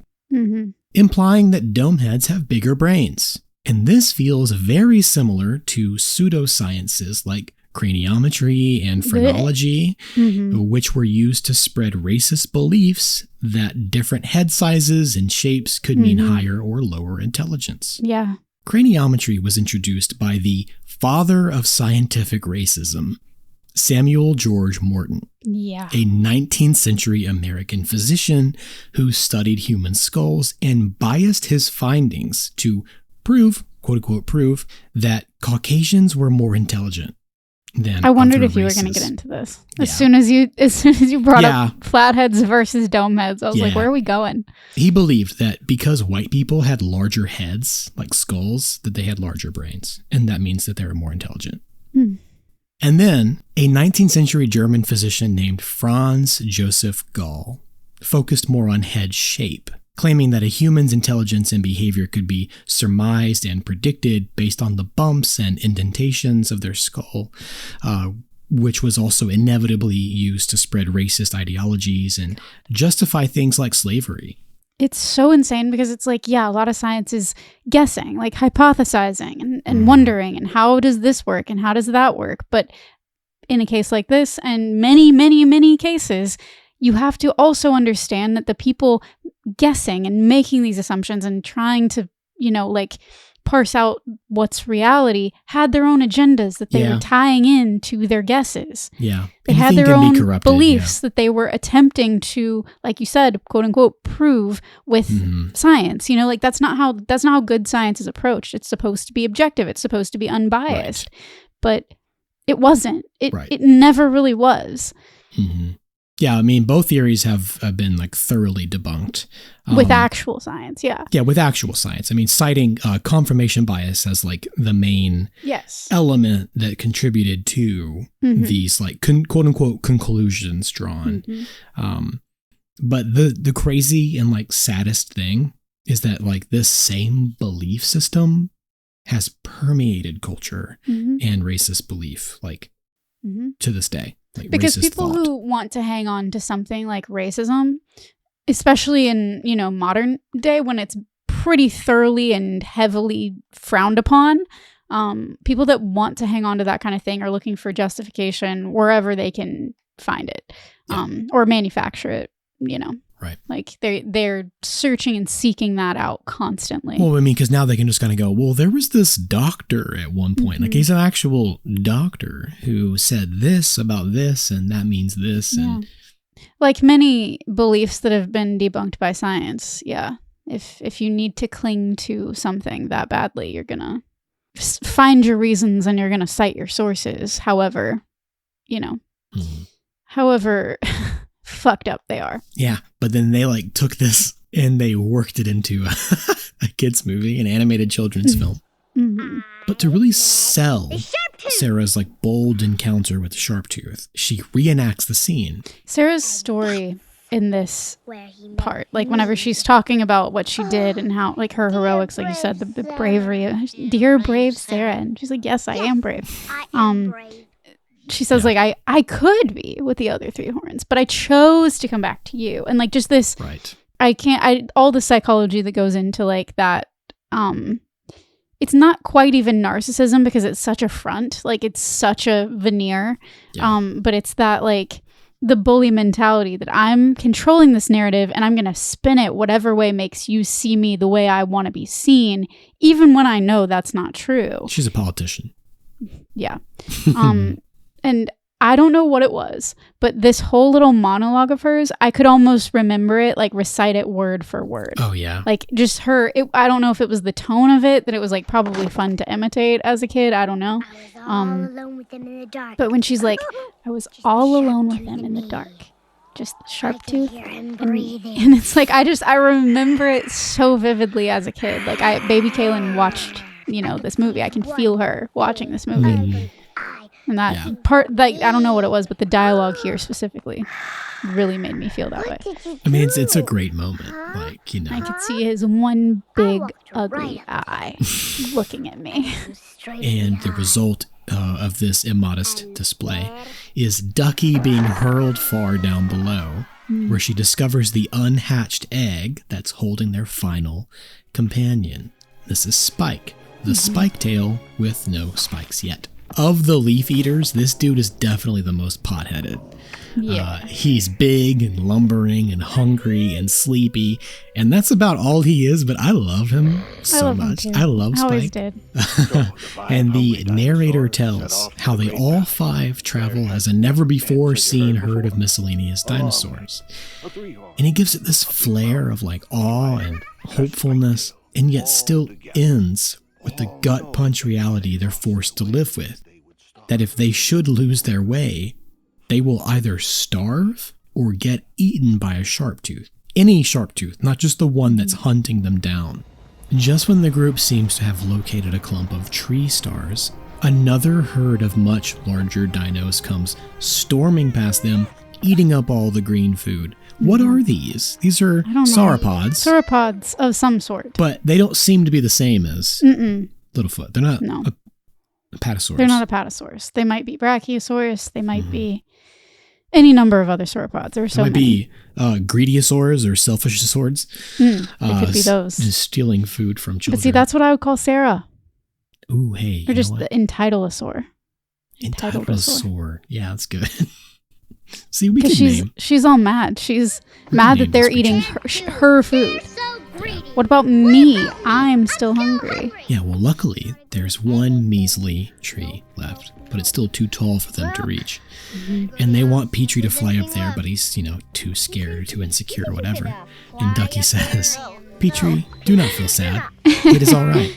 Many things do not fly. Rocks, trees, sticks, Spike. So sweet. I know. You're not alone. You're never really alone. You're never really alone. Spike can't fly either. So many of these things can't fly. Never mind the fact that none of the rest of them can either. I know. But she doesn't think to say herself because she's not like that. Yeah, she doesn't think of herself like that. She's just like, I could fly for you if I had to. I'm a long neck. I can do anything. So they pull a prehistoric Bremen town musicians and they stack up on top of each other to harvest the leaves. I also really vividly remember, as this is happening when they're all stacked on top of each other, I really remember, because Spike has his own theme music, and then Petrie's all freaked out, and then whenever Ducky kisses Petrie, and then just falls, oh yeah, just falling through the air. I remember that too, as a kid. I don't know why. I remember it. I mean, hey, kisses were important. And I forgot how much they all tried to help Petrie fly. Yeah. They were all really invested in him, having this growth moment, they wanted that for him. Yeah. It's really cute. But Sarah is determined to get her own food by herself. Yeah. I think it's so funny they're working together. Yeah, they look so dumb, stacked on top of each other. Eventually goes to sleep by herself, warning them again about Sharptooth. But here's what I don't get. Why do the others go sleep by her and leave Littlefoot alone? Yeah. He's the one who helped them get the food. He's the one who just gave Sarah food and made her think that she got her own food. I know. He's a good kid, Charlie Brown. He is a good kid, and it's tough. It's tough for me as a good kid seeing Sarah act out so much. We've talked about this in different, at different points in the show. I can't think of an example right off the top of my head, but normally it's seeing somebody through, act out like that. They can't see I'm through assuming there are going to be social consequences to that because I would never be able to act out or say half the things that Sarah said. But in the case of Sarah, she can say no, she can do no wrong, essentially. They've just accepted her and she's just part of it. That's just how she is. She has this superior, elitist mentality because that's what she's been raised on. She has the silver spoon sort of. Yeah. And all of them are they don't want her to be alone. They have that empathy. They're all so empathetic. Even when she can't see it herself. Why choose her over him is my question. Their loyalty to her. I guess they just take her word for it. There's a sharp tooth and she's brave. Well, that's the thing. They do. They're believing her narrative, I think. Yeah. She's the pseudo leader, in their mind. I guess so. The de facto. And one more thing on Sarah before we move. Just this I wouldn't say this is necessarily a turning point, but this is the loudest that her attitude has been to this point because she's I can take care of myself all by myself and I'm not afraid to be alone. And I know the bravado, talking it up over and over and over. And it's say it one more time and I'll believe you. But that's a grown-up perspective. Kids are kind of taking that at face value sometimes. I think some kids would. I feel like she covered every base where she's I don't need you. I don't need your help. I don't need anything. And people are still, these kids are still being so empathetic toward her. And I don't know. I feel like we all knew kids like Sarah. Yeah, of course. Where there was just that one kid. She's not there for them. They're there for her. Right. It's And I guess it amazes me. It amazes me. It is sort of mind-boggling. And maybe that's my brandatism too, but like the injustice, like you were saying, of like, you know, they're all kind of loyal to Sarah. She didn't earn it. She doesn't deserve it.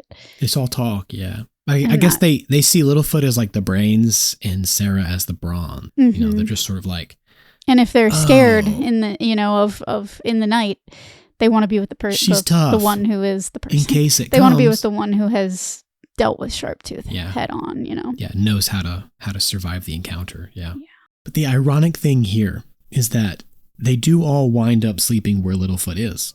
Mm-hmm. And none of them know it. Mm-hmm. But they've made their bed in Sharptooth's footprint.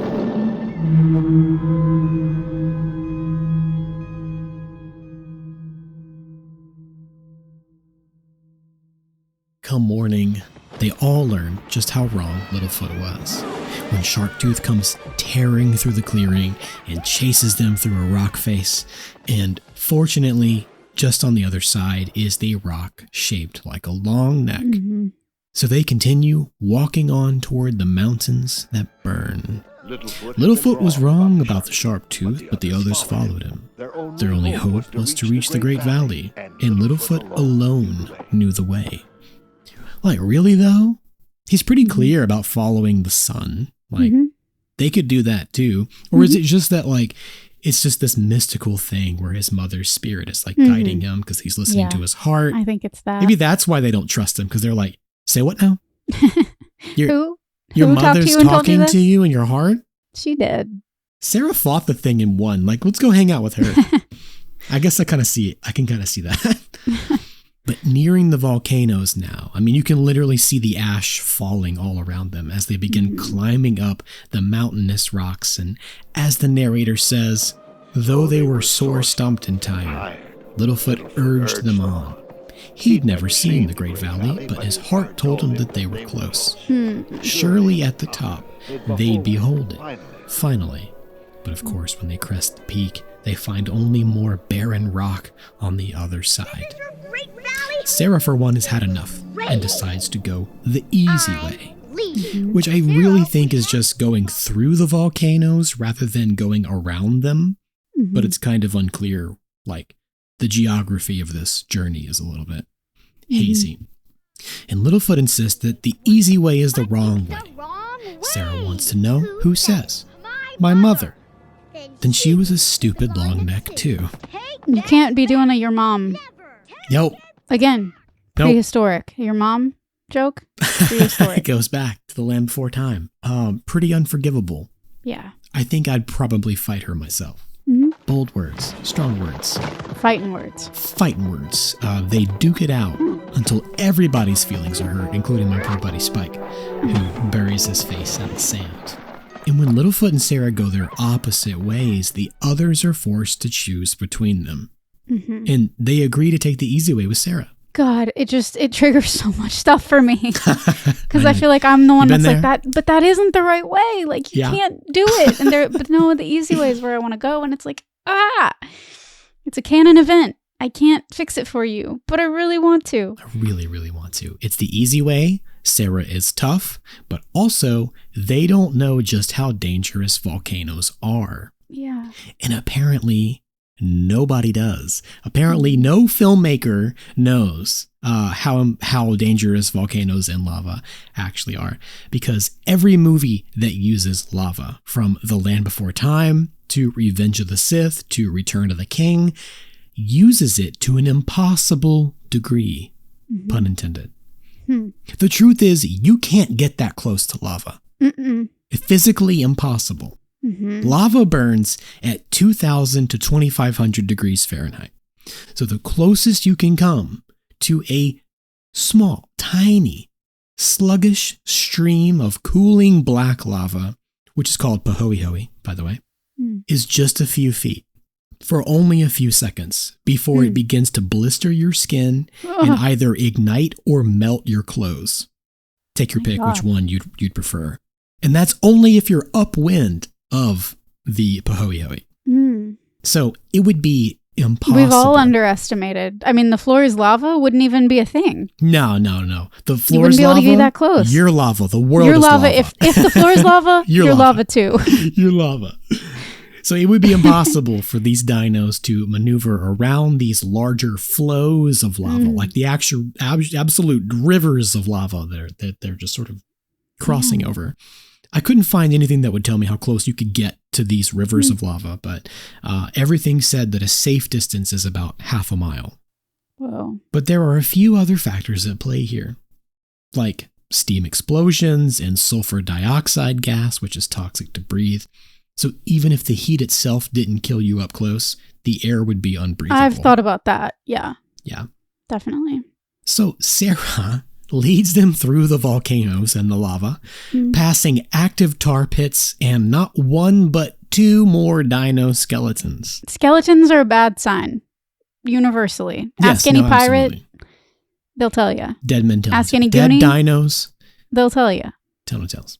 And here's where things get real dicey. Petrie falls into a tar pit. Ducky and Spike are trapped in the middle of a river of lava. And Sarah ends up being chased by a band of dome-headed sharp teeth, other types of dome heads. These are the pachycephalosaurs, which were from the late Cretaceous period, and actually ate plants and insects, not juvenile triceratops. So they were not meat eaters. Then again, though, those dragonflies were pretty big. Hey, you're right. So. Maybe, how big does the insect have to be before it becomes an animal? If you eat it, maybe you are a meat eater. Maybe you're a meat eater after all. I don't know. The exoskeleton, ugh, that'd be tough to get through. Crunch, crunch. Chomp, chomp. And if I'm correct, this is where they would have had Littlefoot go find the Great Valley and then come back for the others to rescue them when they go their separate ways. This is where he would have seen his mother's cloud spirit thing, and she would have shown him the valley, and he would have gone back to rescue them. We're going to get there. We're not there yet. Because he just sort of comes out of nowhere. And like omitting that whole sequence, it looks like he's just been following from a safe distance and is now here to rescue them. Like he acted like he was going to leave, but he didn't. Like Samwise Gamgee. Yeah. I mean, I don't know. If I'm Littlefoot, I'm like, I mean, not for the rest of them, but if Sarah wants to go the other way, it's hard not to think like I'd let her. Yeah, I know. It's tough. It is tough. I know. I would have followed Littlefoot for sure. But before he does come back to rescue them, we got some dinos and we got some volcanoes. We asked the question last time. We did. Why have artists and filmmakers always put these two together? Well, one of the first explanations I came across was that volcanoes are one of the main reasons why we even know that dinosaurs existed. Because of the fossilization. Yes. It's lava. because of the effect the lava that records. the volcanic ash and lava would have had on the preservation of their skeletons and ultimately their fossilization. So really we have them to thank. But that concept alone led to the outdated theory that volcanoes caused the extinction of the dinosaurs at the end of the Cretaceous period because of the Deccan Traps volcanic eruptions during this time, which would have happened in modern-day Western India. Wow. The Deccan Traps eruptions may have eventually wiped them out, but correlation does not, always equal causation, because we now know that there was a separate extinction event that ended the Cretaceous period, which came in the form of a massive asteroid that wiped out 75% of Earth's species, including all non-avian dinosaurs, which is a detail I did not realize. Dino Dad, I think we're about to go extinct. I did not realize that the flying dinosaurs survived, which, if you think about it, is the reason why we think dinosaurs were bird-like. That may be because the birds main ones, are the descendants of the flying dinosaurs. Yeah, sure. That doesn't mean you're all putting that dinosaurs today. I can see that. were birds. Uh-huh. It just means that the ones that the ancestors that exist survived the asteroid because they could fly. I don't know why that matters, but it did, apparently. Anyway, we didn't know any of that for a while. So at first, it's like, okay, so we don't know much about the age of dinosaurs, but we do know that there were volcanoes. Mm-hmm. And they're pretty dangerous. They are. We can observe that. So these were commonly used as backdrops in various artists' renderings of what the prehistoric world would have looked like. You have a dinosaur, you got to draw something. Let's put a volcano back there. Why not? And from there, a lot of other artists, including filmmakers, loved that barren, savage imagery the volcanoes gave whatever dinosaur media they were creating, whether it was for nostalgic purposes or visionary purposes or what have you. But research and scientific remapping of the ancient world has revealed just how closely bound dinosaurs and volcanoes were. I ended up reading a lot about this, from like a Smithsonian magazine article to a BBC article. And some other less reputable sources, admittedly. But the first correlation comes from the volcanic activity at the center of Pangaea during the late Triassic, early Jurassic periods, which reshaped all of the ecosystems around the planet roughly 200 million years ago, ultimately causing the Triassic-Jurassic extinction. Which is also something I didn't know. I was like, what are all these different eras of like prehistory? They were all marked by like a mass extinction event. Yes. And the reason that this is significant for dinosaurs. So that means ours is coming up, right? we're definitely getting there. The reason that this is significant for dinosaurs is because dinosaurs at this time in the Triassic period, they were living alongside many other dominant species. From giant amphibians to giant reptiles. But for some unknown reason, dinosaurs were able to survive these ecological shifts, whereas the others could not, making dinosaurs the dominant species in the Jurassic era. And that's really the long and short of it. But I did want to include a quote from Riley Black, the writer of this Smithsonian article that I found. The extinction was a protracted grind of climate and environmental change. The most likely trigger is incredible outpours of greenhouse gases in what experts call the Central Atlantic Magmatic Province, or CAMP.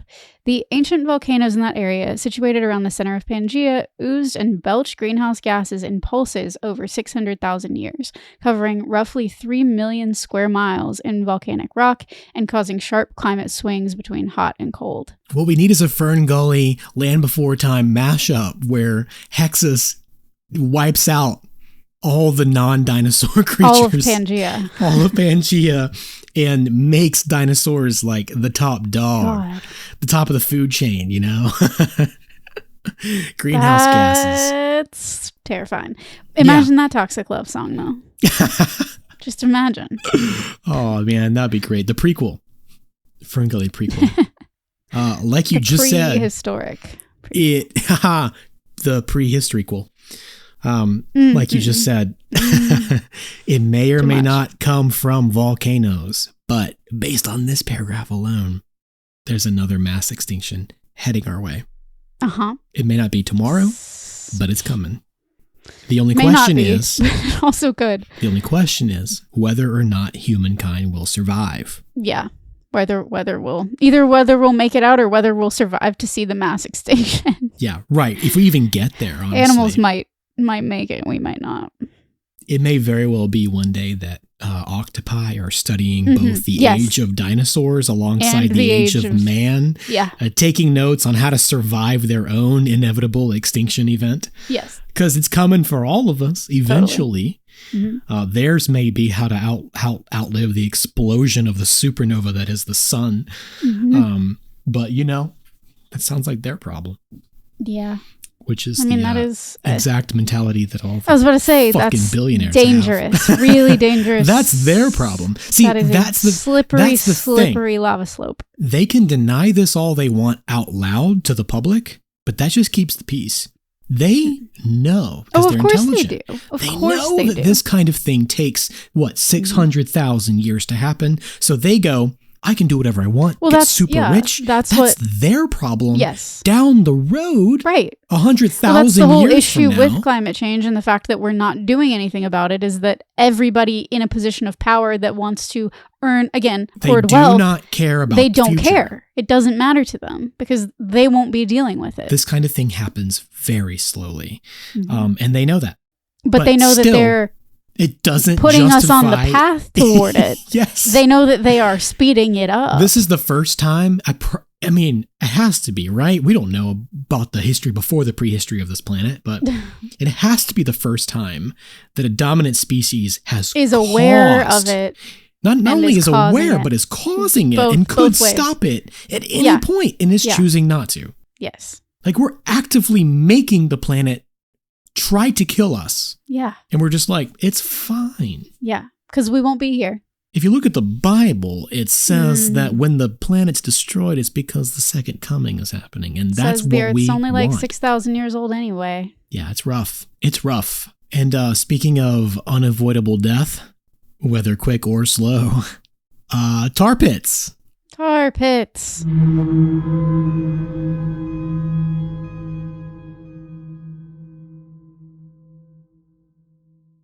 Yeah, I was wrong. There are such things as tar pits, and they're apparently pretty common. Allegedly, there's no evidence that tar pits would have existed at the same time as dinosaurs, which you actually said in part one. I did, yeah. No dinosaur fossil has ever been found in a tar pit. Which means they're newer. They are. Well, They would have at to least be. That's no, the, yeah. no non-avian dinosaurs have been found in a tar pit. So I don't know about that. Okay. We would know, however, if there were any dinosaurs in a tar pit because ancient tar pits are routinely excavated when they're discovered. And the oldest animals found date back to the Ice Age, around 50,000 years ago. Okay. And So, these yeah, that's include how we things know. like saber-toothed cats, dire wolves, and even mammoths. Yeah. And you Winter's can still coming. visit tar pits today. They're like parks and museums. One of the more famous ones is the La Brea tar pits in Los Yeah. Angeles. Yeah, La Brea. La Brea. Okay, there it is. There's also the tar pits in Carpinteria, California, the Bengadi Asphalt Lake in Azerbaijan, and Pitch Lake in Trinidad and Tobago. Wow.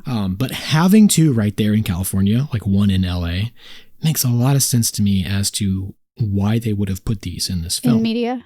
Yeah, in media in general, yeah. Yeah.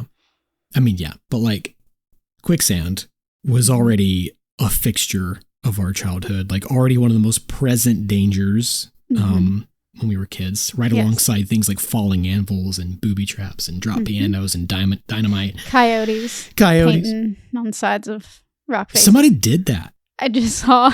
Someone did that recently. Yeah. That's wild. It's funny. But also because tar pits tend to form as a result of earthquakes, after which the cracks in the earth allow crude oil to seep up to the surface by way of, get ready for this, crustal fissures.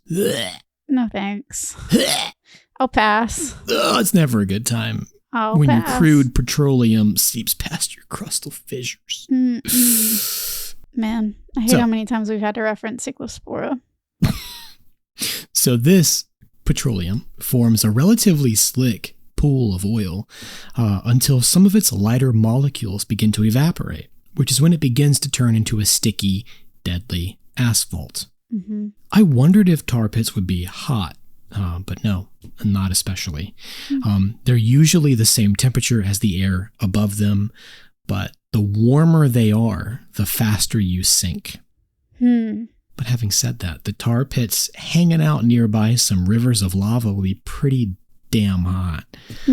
So Petrie, Yeah, if it's would have going by been- the ambient air, and the ambient air is insufferably hot. it's a raging inferno. Petrie would have been deep fried, Yeah. at the very least. Poor And so Petrie. would Littlefoot and Ducky and Spike when they also get stuck trying to rescue him. And all together they form this misshapen tar monster that not only terrifies Sarah's attackers, but also Sarah herself. And when they laugh at her for getting scared, Sarah gets her feelings hurt. And she walks away crying. Sarah, it is us. It is us. Ducky's like her lack of contraction. Oh, And we kind of think she's like gone, right? Because they're like, where are you going? Come back. But she's too busy feeling sorry for herself. And then the narrator's like, Sarah was still too proud to admit that she'd gone the wrong way. Mm-hmm. And then we just like cut to the next scene. It's like, all right, Sarah's gone, Mhm. you know. bye. But see, this has to happen because she has to leave to be somewhat forgotten, because we're going to need her to return at the last possible moment to help save the day. Triumphantly. Yeah. So the group Gotta continues leave to have a on. triumphant return, you know? What is it that David Stephen Cohen said? Oh. To come home, I first have to leave, or something Mhm. like that. Yeah. Man, I miss you, David. what a guy. So the group continues on to the Great Valley without her. But after swimming their way through a deep pond, Sharptooth appears once again, bringing us to the final showdown. Because Littlefoot plots to get rid of him once and for all. They're going to lure him into the deep end of the pond, where he won't be able to swim with his scrawny human arms. And then they're going to drop a big old rock on his head so that he will fall in and drown. in And this why pond. does Ducky have to be the bait? I know, She's so we use brave. Ducky for bait. Talk about somebody It's being just- brave. Ducky's brave. It's Ducky. I know. Ducky's the brave one. And she follows him into a cave, and this whole thing happens like very quickly because he chases her out and he slides into the pond, and like Petrie learns to fly thanks to the Sharptooth's breath, which is good because Ducky needs rescuing, and they're all put in greater danger than ever because Littlefoot and Spike aren't strong enough to push the rock by themselves. And of course, this is when Sarah returns and uses her literal hard-headedness to help them push the rock, which knocks Sharptooth down into the water. Yeah. So if you're like a better, more evolved person, you're recognizing that, okay, even the person who's super racist and has super terrible beliefs might still sometimes be able to come in handy Can in contribute the to greater society circle in in some society. way, Yeah. yeah. Yeah. I don't know. I'm not sold. That's all I'm saying. Look, I don't know that Sarah is racist because she's still a child, but she's just spewing She's this just bullshit spewing that what she's been taught. And you're right about that. This may not be, it's not a great She could still comparison, grow 'cause- up and realize that You're right. she was wrong. Like, You're you right. know. And also, yes, it's a very important thing to say. Like, she hasn't internalized that as her own. She's just parroting what someone else has told her. And I think a lot can be said about that in our current climate today. I know that there are probably a lot of people saying stuff that they're just parroting and They're have just never repeating. actually internalized for themselves. And again, when you're an adult, you're not a Sarah, you're not a child, you're not a juvenile, you have a responsibility to understand that your words have weight and to understand what you're saying and why you're saying it. But there are far too many people who are just parroting certain ideals or ideas that, you know, are harmful, and it may not actually be what they mean. So in that way, I can see how a redemptive arc is helpful. Well, yeah, especially when you're a kid. Yeah, I don't know.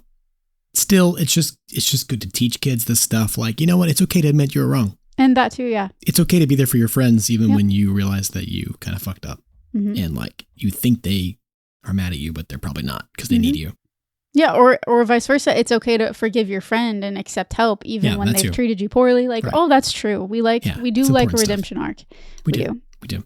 And TV Tropes does as well.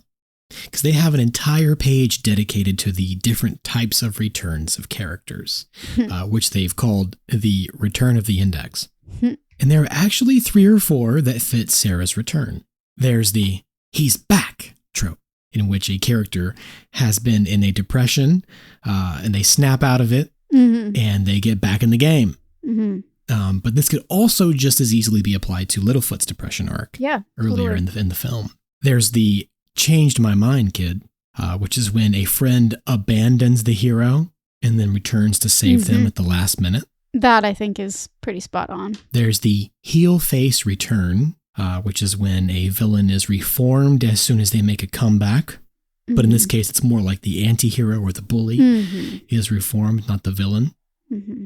And the last is the Achilles in his tent, which is much more on the nose, or the heel, or the horn. And this is when a team member quits but returns in time to help right when the group needs their specific abilities. Yeah. In this case, it's Sarah's dome Bingo. head. And speaking of tropes, we've got ourselves a classic Disney death in this scene as well. We do. It's a Disney death. Because when Sharktooth is crushed by the boulder and sinks into the pond, he takes Petrie down with him. He was my friend. Yeah. Poor Pete. You said that they actually shortened this scene. Yes. For the emotional, like, complexity or, like, Yes. how difficult it would have been for kids, I guess. Mm-hmm. But how it plays is that they just don't waste any time accepting that Petrie is gone, and they're just That's gonna. true. They're They just gonna let it go leave. real fast. Like, yeah. Poor Petrie. Well, Moment of silence. we got Moment things over. to do. Like, let's go. Uh-huh. The Great Valley waits for no one. Mm-hmm. So I mean, when he climbs back over the ledge, you know, and he's like, "You leave without Petrie." I'm kind of like, yeah, dude, they were about to just they were just gonna peace out. they were done. Like, you don't matter. No more Petries. Luckily, you know, he's not dead. But speaking of Disney, we've now arrived at the Mufasa in the clouds moment. Don Bluth's version of that swirly Which cloud. We've been trying to reference the entire time we've been talking about over and over. this movie. Instead of Mufasa in the clouds, it's Littlefoot's mother in the clouds. I'm not It saying... echoes all dogs as well. It does. Because the long neck cloud and the way that I remember the weird angel of death dragon cloud in Hey, all dogs. Don Bluth can reference himself all he wants to, Mm-hmm. but Disney seems like they tore a page out of his book and Yeah. said, "This is ours now." I'm just saying.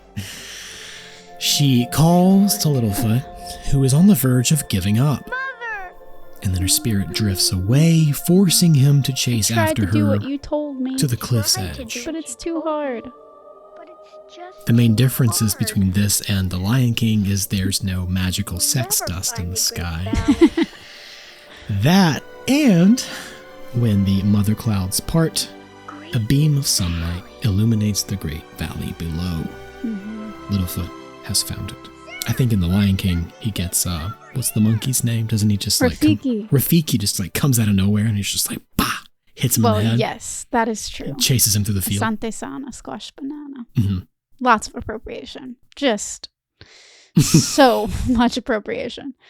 But yeah, Rafiki comes and We have so the much to talk past about. can The Lion hurt, King. but the way I see it, one can either run from it or learn from it. I can recite that movie. You can quote the entire movie. Yeah, I can do the whole Wow. thing. That's going to be a fun two-parter for you to do, and I'm just going to sit here and Yeah. I will enjoy that. I will. hang out. I will.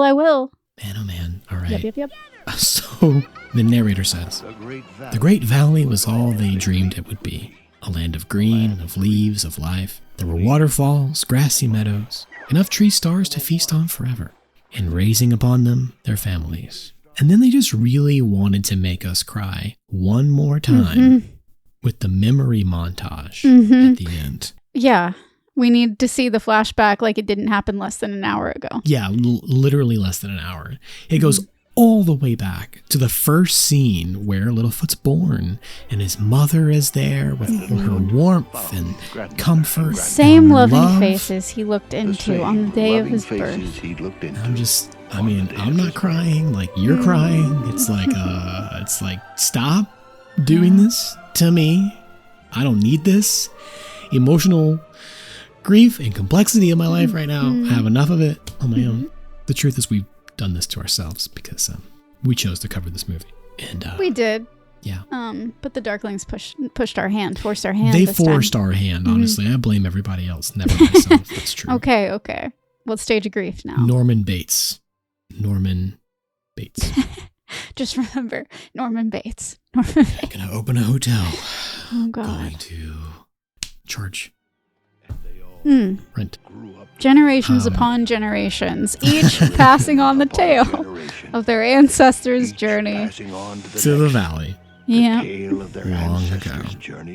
So it's like, sure, Littlefoot's got his grandparents and his friends now, so like he'll be okay. But it's not the same. Life will never be the same. He'll for never Littlefoot. be the same. Life will never be the same. And he it probably has never realized that as much as he does now. Mm-hmm. He had like a goal. He had a mission. He had an objective. Yes. Mission. Yep. Yeah. And now that he can settle into some sort of normalcy, he has to cope even harder with. It was hard before, but now it's like, I'm where my mother was trying to get me, and she's not here. Mm-hmm. We don't all arrive together at the end, old Reader said. So it's like, that's just something that he's now actually realizing. And maybe his grandparents can help explain it. Maybe, but like also they don't know where she is. They don't know that she's died. Like, what's that like? No one does. He has to tell them? What's that like? Everybody's dealing with it every day of always. I'm just saying, like, we don't see that. It's just like, well, the family's reunited, but he has to tell them that his mother's gone. And it's just like, Jesus Christ. Oh, okay. Yeah. Because they didn't know. They didn't. That's what I'm saying. Yeah. They didn't know they didn't know that she died. Damn.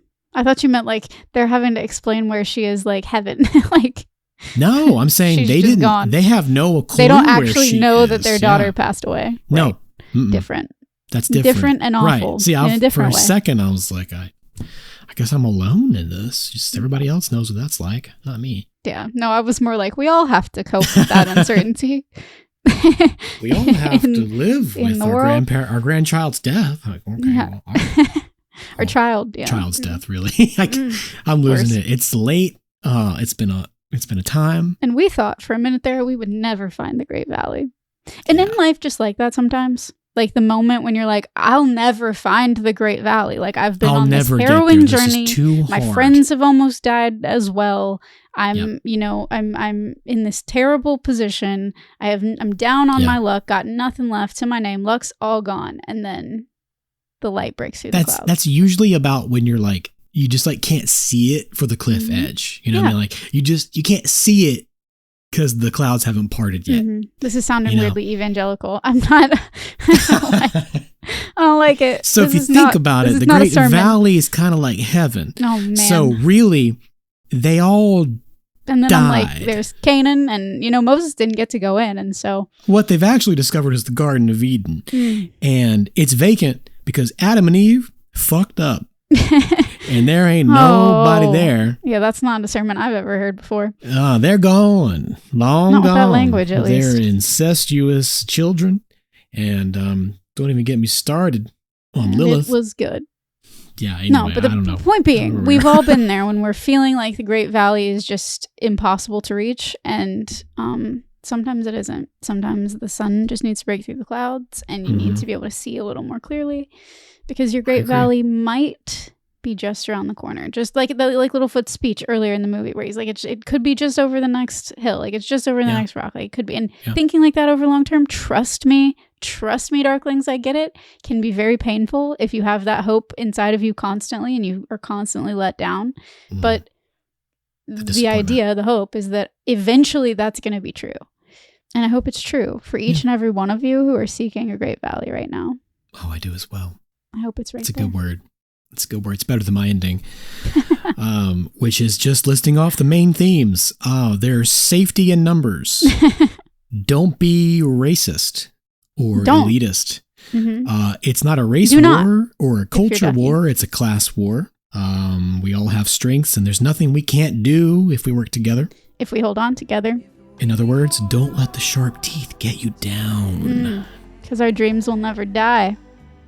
Our dreams will see us through till forever. Yeah, is that the song at the end? That's the credit song? Yeah. Was it Our Hearts Will Go On? If we hold on together. Is that what it is? You're thinking of Titanic. Yeah. Same guy. Same guy. I knew it was the same guy. I just didn't know. I don't know. I have different music in my ears right now. I can't call back to it. Yeah, that is The Land Before Time. I cannot believe we did it. I cannot believe we did it together. I cannot believe you all did it with us. We couldn't have done it without you, and likely wouldn't have done it without you, for being honest. I am glad we did, though. I do have avoidant traits.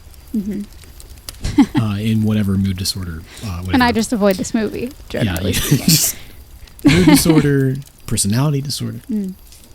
Avoidant. I'm glad that we could all heal together. We needed it.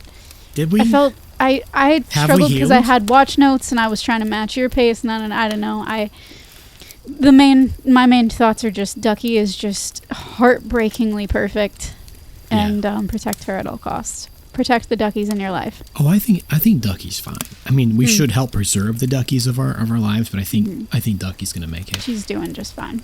I don't think Ducky. Yeah, I think she's We good. don't have to worry about her. No. I'm about to cry right now. Why am I about to cry right now? I don't know. I came close a couple times while recording. God. Definitely did while doing some research and writing about it for sure. Because I was like It's heavy. living in it, putting myself in Littlefoot's feet, his little feet, and trying to just like do the work. Putting your little foot in the little shoes. Mm-hmm. He's probably bigger than both of us are even as a Yeah. juvenile. For sure. There's no banana for scale. There's no T-Rex teeth for scale. No, it's hard to know. Like still person. Because they cut that from the move. They cut out the chomping, the close up, the chomping. Yeah. Of the T-Rex teeth. So anyway, that's all I've got. I'm out. Yeah. Wow. I'm out of words. It's a weird relief to know that this is going to live in the Pretty Dark archives, and I hope that you all feel the same way about it.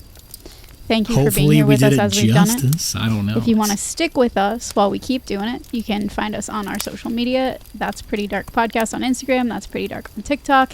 You can send us an email to that'sprettyddarkpodcast@gmail.com. Tell us how this movie or any other really affected you. We've been getting a lot of emails about our back catalog lately because we've got some new amazing friends joining us from our time on And That's Why We Drink and other Parapods shows, and we're loving that we're getting perspective on all these back catalog episodes. It's been really trippy for me lately because we've been getting different messages and emails about older episodes that we've done, and I'm thinking through like the podcast that I've listened to, and how I've been like, I'm hearing these people in my real time, and they're talking, it's like 2023 or 2022, and like they're going through something completely different, and like what's life like now, and then catching up and everything. So it's really cool that so many of you have lived like so much life with us in the last couple months. Right. And we appreciate it so much. Nice. That's been nice. If you want to support us even further, we have some incredible patrons. We're on Patreon, patreon.com/TPD podcast. We couldn't appreciate it more if we tried. Every little bit helps us keep creating this content. Yes, and we want to thank Trish T for thanks, Trish, contributing to our Patreon, and also for letting us know that our merch store charges like hella expensive shipping. I think it has to do with all of the global conflict and difficulties. It's a Printify thing. I've tried to look into it. There aren't a whole lot of options, but I'm going to work on like if we can source from different places and stuff like that, because Printify has a lot of different sources. It's weird. So yeah, if you tried to order merch, hang in there. Yeah, I mean, we've been we've been told to open an Amazon store instead of a Printify store. That's true. So we should probably maybe do looking that. into some different options. Yeah, because the shipping is much more affordable over there. But we'll see. We're gonna get it figured out. We're gonna fix it. All the forces that control our lives and all the unfair disadvantages that come along with that. But thank you for being willing and interested in merchandise. Either way. Yeah, we appreciate it. Is that all our normal reminders? I think it is. We are creeping ever closer toward our recovered. We had like a 4.8 at one point, and it dropped down to a 4.6 on Apple because we got political. What I don't regret it because hey, it's more important to use a platform for the things we believe in. But if you'd like to drop us a rating or review and tell us how you feel about the show, and we would appreciate that as always. But again, it's not about that. It's not about that. But it's just funny to me how people will go out of their way to like, leave a negative rating on something that they just disagree. They disagree politically, and I'm like, aren't you bringing politics into something now as well? Like, yeah, you could just stop listening. You don't have to keep listening. Right. It's like we're all adults here. We're cool. Mm-hmm. We're good. But we're here, and we're gonna keep being here for each and every one of you. For sure. Definitely. Always. We've got another big blockbuster that we're prepping for. Much summer. More lighthearted. So. Yes, we need that. It carries no weight whatsoever, but it's just going to be a lot of fun, straight up nostalgia. I'm very excited. I watched it. I'm sure that we're going to knock it out of the park. That's because it's The Sandlot. We should just say what it is. We could just say it's The Sandlot. I watched it last weekend and laughed my head off the entire time. Had a blast. I can't wait to talk about it. It's a good time. It's going to be good. And I don't know. I'm really feeling the Spielberg stuff. So like, maybe next year we'll cover like maybe some E.T., maybe some next Yeah, year. that's a good idea. Maybe yeah, I we'll- feel the Spielberg stuff too. I'm feeling For it. sure. It's good. We should do like a year of Spielberg stuff. Just only Are y'all cover feeling it? Spielberg Do you movies. feel it? Hey, Darklings, do you feel it? Can What you are you believe guys we're still feeling talking? right now? I don't know. Yeah. We should probably just go ahead and end it. We'll go Thanks on, for get up listening. out of your ears. We'll let you get on with your life, but we appreciate you deeply, and we can't wait to come back with even more Pretty Darkness. Just know just that as soon as we can. our hearts will go on. Together.